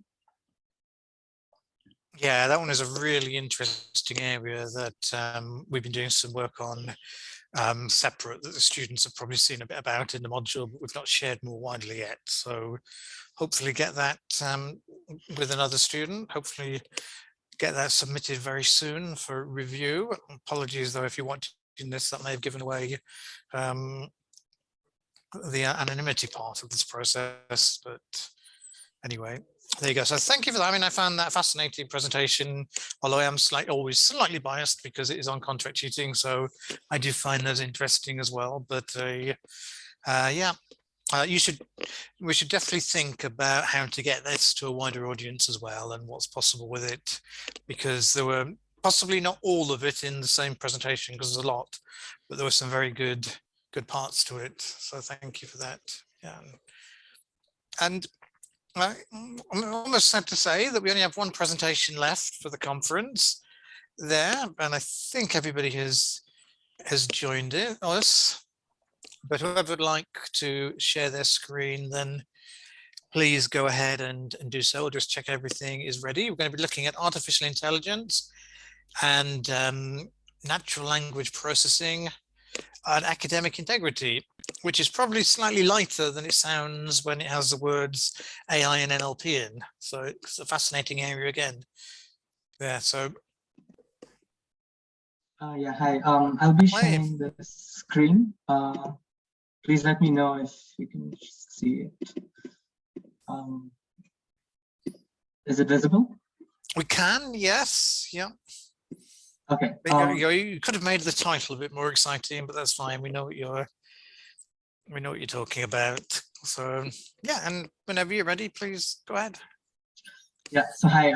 Good evening, everyone. So this presentation focuses on, firstly, the research question, which is to what extent this emerging role of artificial intelligence specific to natural language processing challenge the contemporary notions and principles of academic integrity to be reevaluated and evolve its role in academic institutions. So we will be breaking down and evaluating the different aspects of this research question. So the contents overview slide, so this is what to expect in terms of covering today's presentation. And basically, to really give a brief abstract, really brief overview, which will be elaborated much further, is 3 points, basically looking at obviously the relevance and increasing utilization of AI-based writing assistants and model generators in written submissions, specific case studies, including the ones that use GPT-3, for examples subjected to, but not limited to, writing essays, machine-generated work, paraphrasing, etc. And towards the end, we will be covering how these different aspects have implications on the different values and principles outlined, specifically the 6 values outlined, and how this puts pressure on institutions to reevaluate methods of assessment and the way ahead in terms of possible solutions. So just to begin with a brief technical overview, basically, we are looking at natural language processing models, specifically that use deep learning style of a class of machine learning algorithms. And the specific case study which is most widely used is the GPT-3, which is released by OpenAI research company from San Francisco, California. And so it is the latest, and it has one of the best text modeling systems. So 175 billion parameters and 96 layers of in the neural network. But basically, it's used for machine translation, auto-completion, and even answering questions and writing articles, examples which will be covered very shortly. Just to give other examples of this technology, the IBM Stangora language model, which is even larger, but is less used like commercially and less used generally in terms of generating models on at an academic institution level or by students in general. But essentially, just to begin with sort of initial stimuli. So the blog which really stimulated this whole piece was written by the creators themselves, and how they managed to basically assess and evaluate the performance of GPT-3 on different data sets. And some of these data sets we can relate to in terms of, for example, children's book and sort of Wikipedia stuff. But more importantly are these results here, which compare accuracy, and basically with respect to humans. And as we can see, a lot of them have an accuracy of about 60 to 70% here. In this case, 93% for children's book. So, which is quite close to the human, which is 96. So just wanted to highlight that. But I think this was the real stimulus in getting us with the research. And so I now hand over to Abby, who's going to be covering through the current uses and practices. These are some news articles about AI-generated work.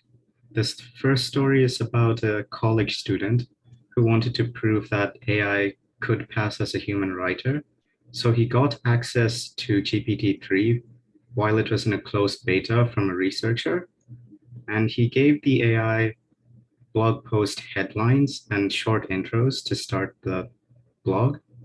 And the AI generated entire blogs that he posted to the internet. And a lot of people actually liked these blogs and left comments saying that they were good. And a few people left comments guessing that GPT-3 was the author, but the community tended to downvote these comments. And the second story is a review of a website that offers AI writing services powered by GPT-3. And this tool requires that the user organize their ideas, dividing it into points and elaborating on them. And it generates content based on those ideas. And the review is strongly positive. It praises the ease of use of the website as well as the quality of the generated content.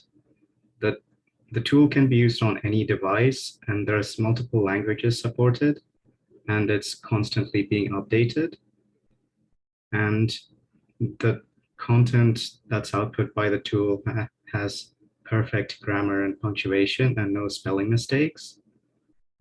It can analyze a piece of text written by the user and capture the user's style of writing for any generated content. And content generated by GPT-3 are usually detected to be fully plagiarism free. So current plagiarism detectors don't work on content generated by GPT-3. This third story is an article that was generated by AI. The AI was given a title and a short introduction, and the article was then generated. And this fourth story is an article about the ineffectiveness of plagiarism filters on AI-generated text. And then this is a study that tried to compare AI-written content with human-written content. It is a very small study with only 4 subjects, and 3 to 4 written submissions each, but they hired a panel of professors to create writing prompts and then grade the final anonymous submissions. And the professors were also given a follow-up survey for their thoughts about each of the writers. The prompts were given to a group of undergraduate level writers with 3 days to complete the papers. And GPT-3 was also given the prompt with 20 minutes of human intervention to edit the length of the content and also remove repetitions. The grammar, spelling, structure, and content was left the same. And this found that GPT-3 got an average C grade, which is quite good. And while it failed creative writing, GPT-3 wasn't designed for creative writing. There's alternatives designed for this purpose, such as an AI that wrote this novel, a short story called The Day a Computer Writes a Novel. And the next topic is that current plagiarism filters are ineffective. This was seen, here are some quotes. This was seen in the OpenAI blog post as well as this article. So to try to counter this, OpenAI had released staged releases for GPT-2. That was the older model, where models with less parameters were released first to allow people to prepare for the misuse of the model. And as for GPT-3, the source code was not released. Rather, you have to use it through an API, and OpenAI controls who has access to the API and tries to prevent misuse. And another idea that came up quite frequently, the next slide, was whether the current definition of plagiarism is sufficient. This is the definition of plagiarism taken from the Cambridge Dictionary. And next slide. So if you use an AI to generate content, these are the stages that you have to go through. The AI is designed and trained by a company that's another person's work, and it's trained across a lot of content, and a lot of people worked on this content, so it could be other people's ideas or work. And it'll be hosted by someone with, in the case of GPT-3, it'll be hosted with someone with access to the public API. However, it'll be conditioned on your prompt, and that's a little bit of your own content that you add. Then next slide. However, the source code could be open source, and there are slightly smaller models that exist that are open source, such as GPT-J and GPT-Neo. And it is also possible to allow the program to analyze your previous work and learn your writing style.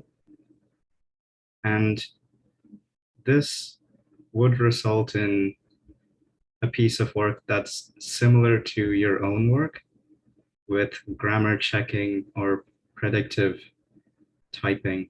So it would be your own ideas. You could enter your own ideas and generate text using them, as we saw in a news article before, except the work will be done by the program. And then next slide.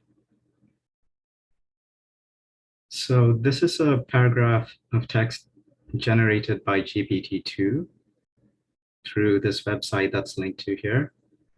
The prompt given was only our research question, and it was asked to generate one paragraph. So as you can see, it has perfect grammar and punctuation. However, it missed the point of the question, and it uses quite a few technical terms.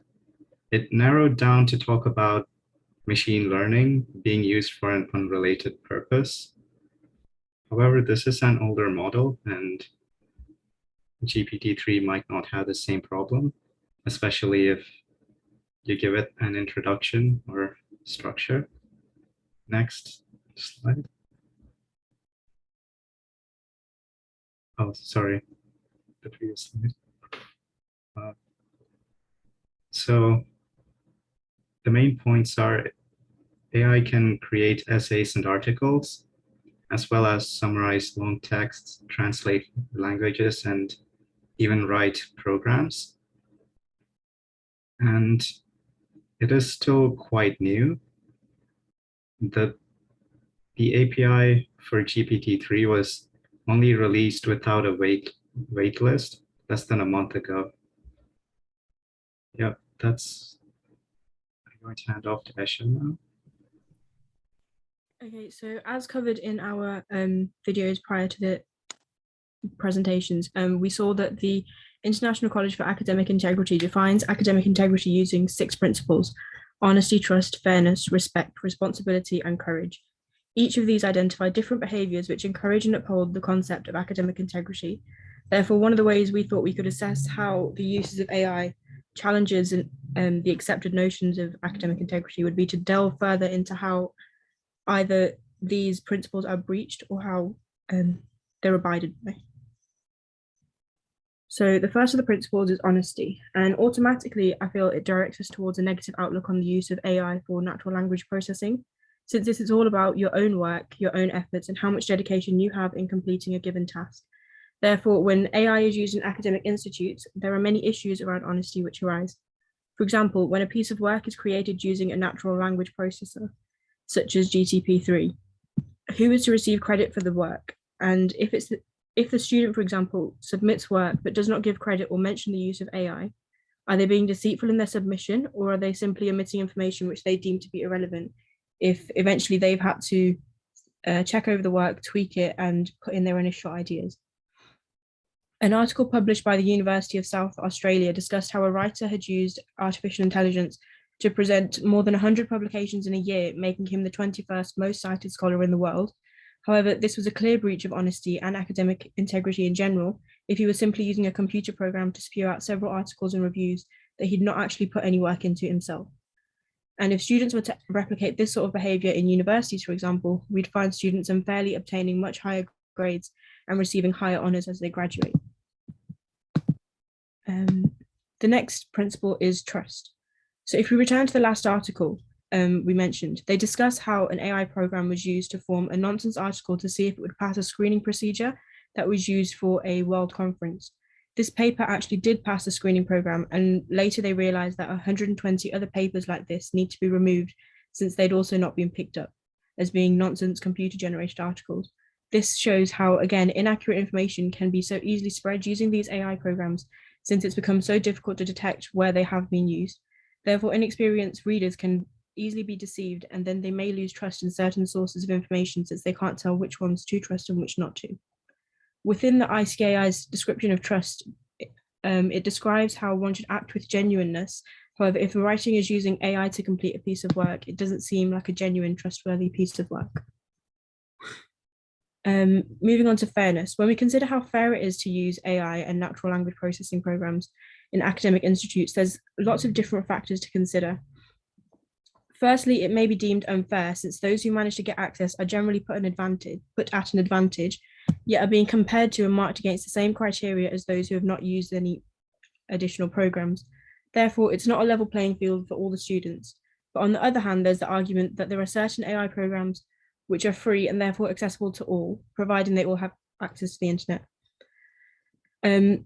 This is where the argument that we should teach students to work with robot writers arises, that there's a level playing field, and this then removes the need to be able to detect the use of AI if it's now permitted. An article by the University of Nebraska-Lincoln talks about how many policies written by academic institutes do not explicitly mention the use of AI being allowed or banned. Therefore, until then, should the use of AI not be permitted with no questions asked? It also mentions a study conducted which shows how informing students about plagiarism leads to a 66% decrease in the work completed afterwards, as compared to a group of students who are not made aware of any of the issues surrounding plagiarism.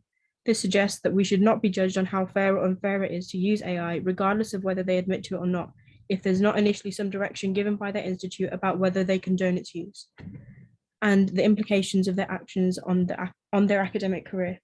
In addition, there's also the concept of which natural language processing programs should be allowed and which should not. Without realizing it, all of us use some form of AI for natural language processing, one of the most common ones being spell check or autocorrect. We all seem to use these on Microsoft Word when we type things up, for example, but it's never questioned by either faculties or students. So why is it that certain programs are allowed and others are not? With regards to respect, the next principle, it can be argued that if work is completed or published using a program rather than somebody taking out the time and effort to write it themselves, then that piece of work or author should not be given the same level of respect as the original pieces of work. The argument then also arises if for each task completed using an AI program, should the AI program and its creators be given credit rather than whoever is submitting the work? Then on the last one, in terms of responsibility, there's the argument of who should be held responsible for finding out the rules and expectations regarding the use of these natural language processes if there's been no information provided in advance and if the guidelines are not clear on this. The last principle of courage.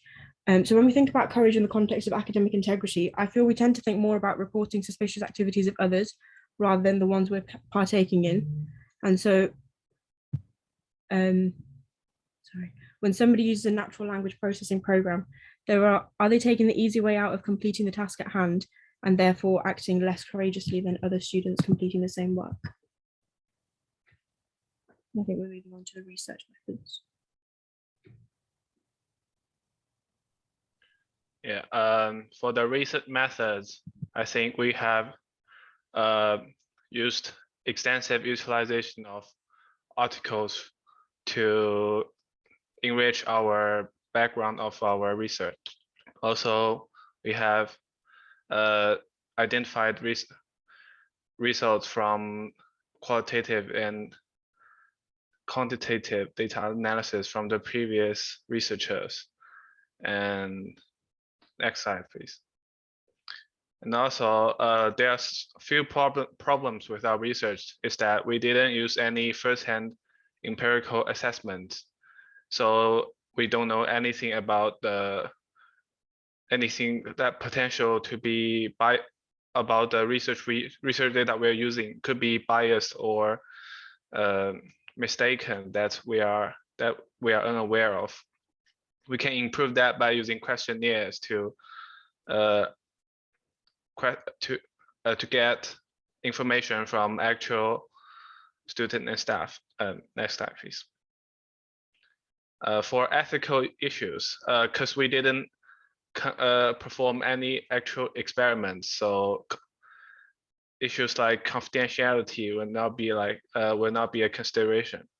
However, we might have potential harm to maybe necessarily the creator of GPT-3 because we might damage the reputation of this robot by claiming that it can damage the academic integrity. Yeah.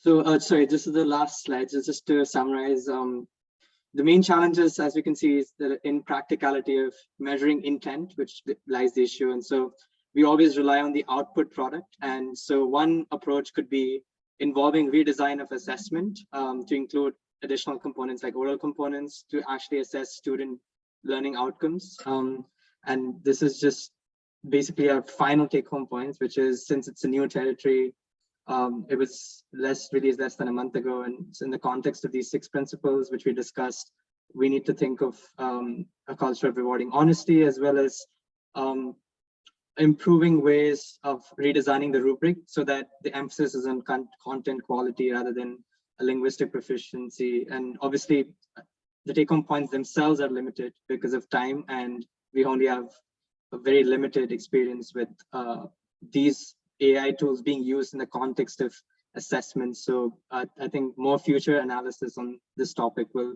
give us more insights on how to deal with this duality of using versus assessing things using AI. So that's it from us. Thank you. All right, well, thank you very much. A great way, really, I think, to conclude our conference, looking at what's becoming quite an emerging challenge of academic integrity. It's the, as I sometimes say, it is the other AI. It's not the AI for academic integrity, it's the AI for artificial intelligence. And I like the way you integrated all the different sources in there and included everything and considered this against the fundamental values as well as just the, as I think you picked up, it's that mini issue of timing to always think about when you're doing these things. And yeah, and some things take longer than they should. That has hit us all. But you got, yeah, you got through everything, and I don't think you missed anything too crucial there. Yeah, so was there anything, can I ask you, was there anything you wanted to do originally, but and it could be due to pressures or everything else going on, anything you didn't get to that you really wanted to have done? I think at least from our initial discussions, we were also trying to explore it from the point of view of output in the terms of software and how AI, especially with cases of GitHub Copilot, it makes it a little more complicated because there are restrictions on what can be accepted as a source code, and it's obviously not as open as a language model per se, where there's involvement of creativity and a lot of humanness to it. But when AI is used in code generation, that's a different dimension altogether. At least what we felt in the initial research.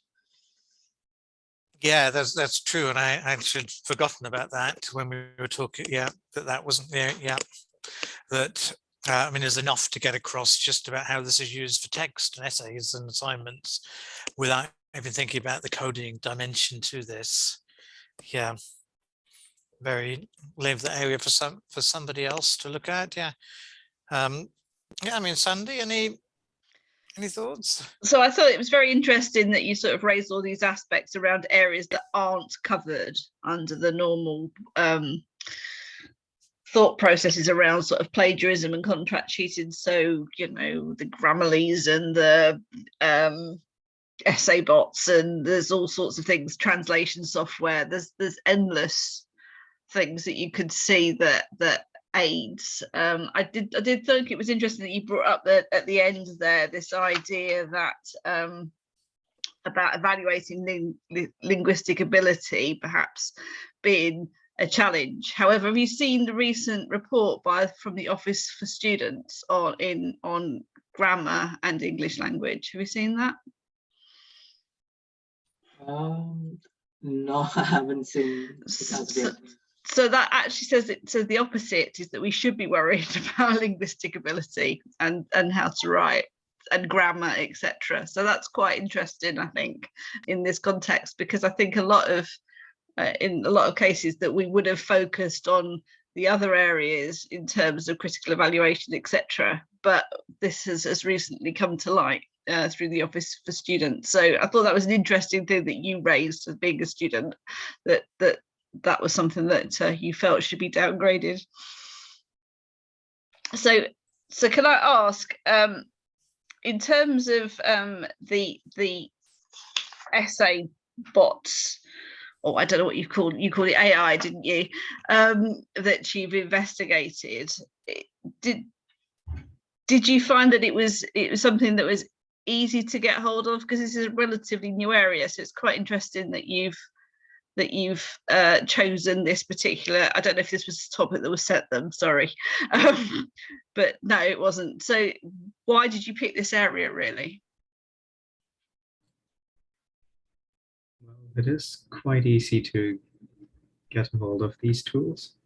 For example, these news articles that I linked to, all of them have links to websites that host these tools where you could type in a topic and some ideas and generate an essay or an article.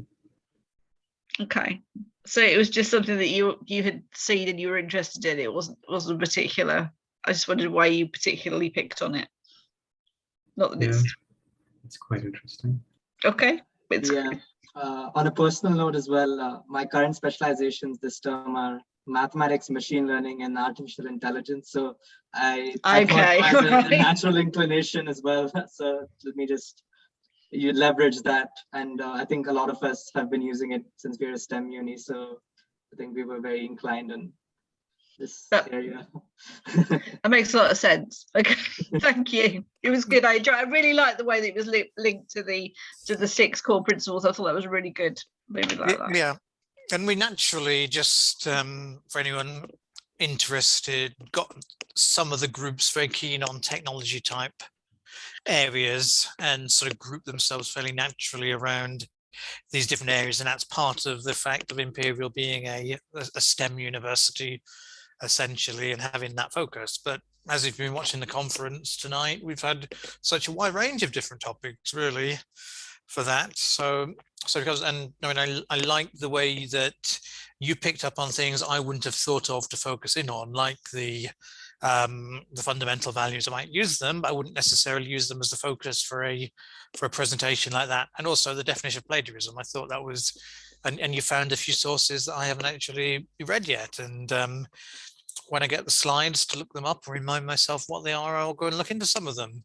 So this is one reason why it's been so great to have the student input from all your experience and finding different things and different approaches, and that goes throughout the entire conference really. So I don't have anything further to add because you've given us a nice summary of that and you had a lot of detail there anyway, but I think it's a good place to draw this whole event to a close, which is very much to thank you for your presentation, and also to thank all our 7 presenters for today, and for your presentation. Like I've said, for so many other people, you could easily write this up as a paper showing what's the state of academic integrity and robo-writing at the moment, just putting those ideas together. I suspect you have written some of it up in a bit more detail anyway than based on the way you presented it. So you have some words there to help you. So there's definitely that opportunity that you can talk about. And I will say that I think everyone today, there is something you can take forward from that. So thank you, Sandy, for joining us for the second everybody, half, it was brilliant. as well. Yeah, there, and the recordings will be available sometime in the next few days, I hope. And yeah, I very much hope we can do this again next year with some more students. Our old timers at that point might come back and watch and participate, who knows. And yeah, and thanks again to Turnitin as well for supporting the event too. So I hope everyone has found it useful, and this is really showcasing our students, our researchers, the future in the academic integrity field, and there's so much more we can do as a community. So yeah, thank you everyone. Thank you. Well done.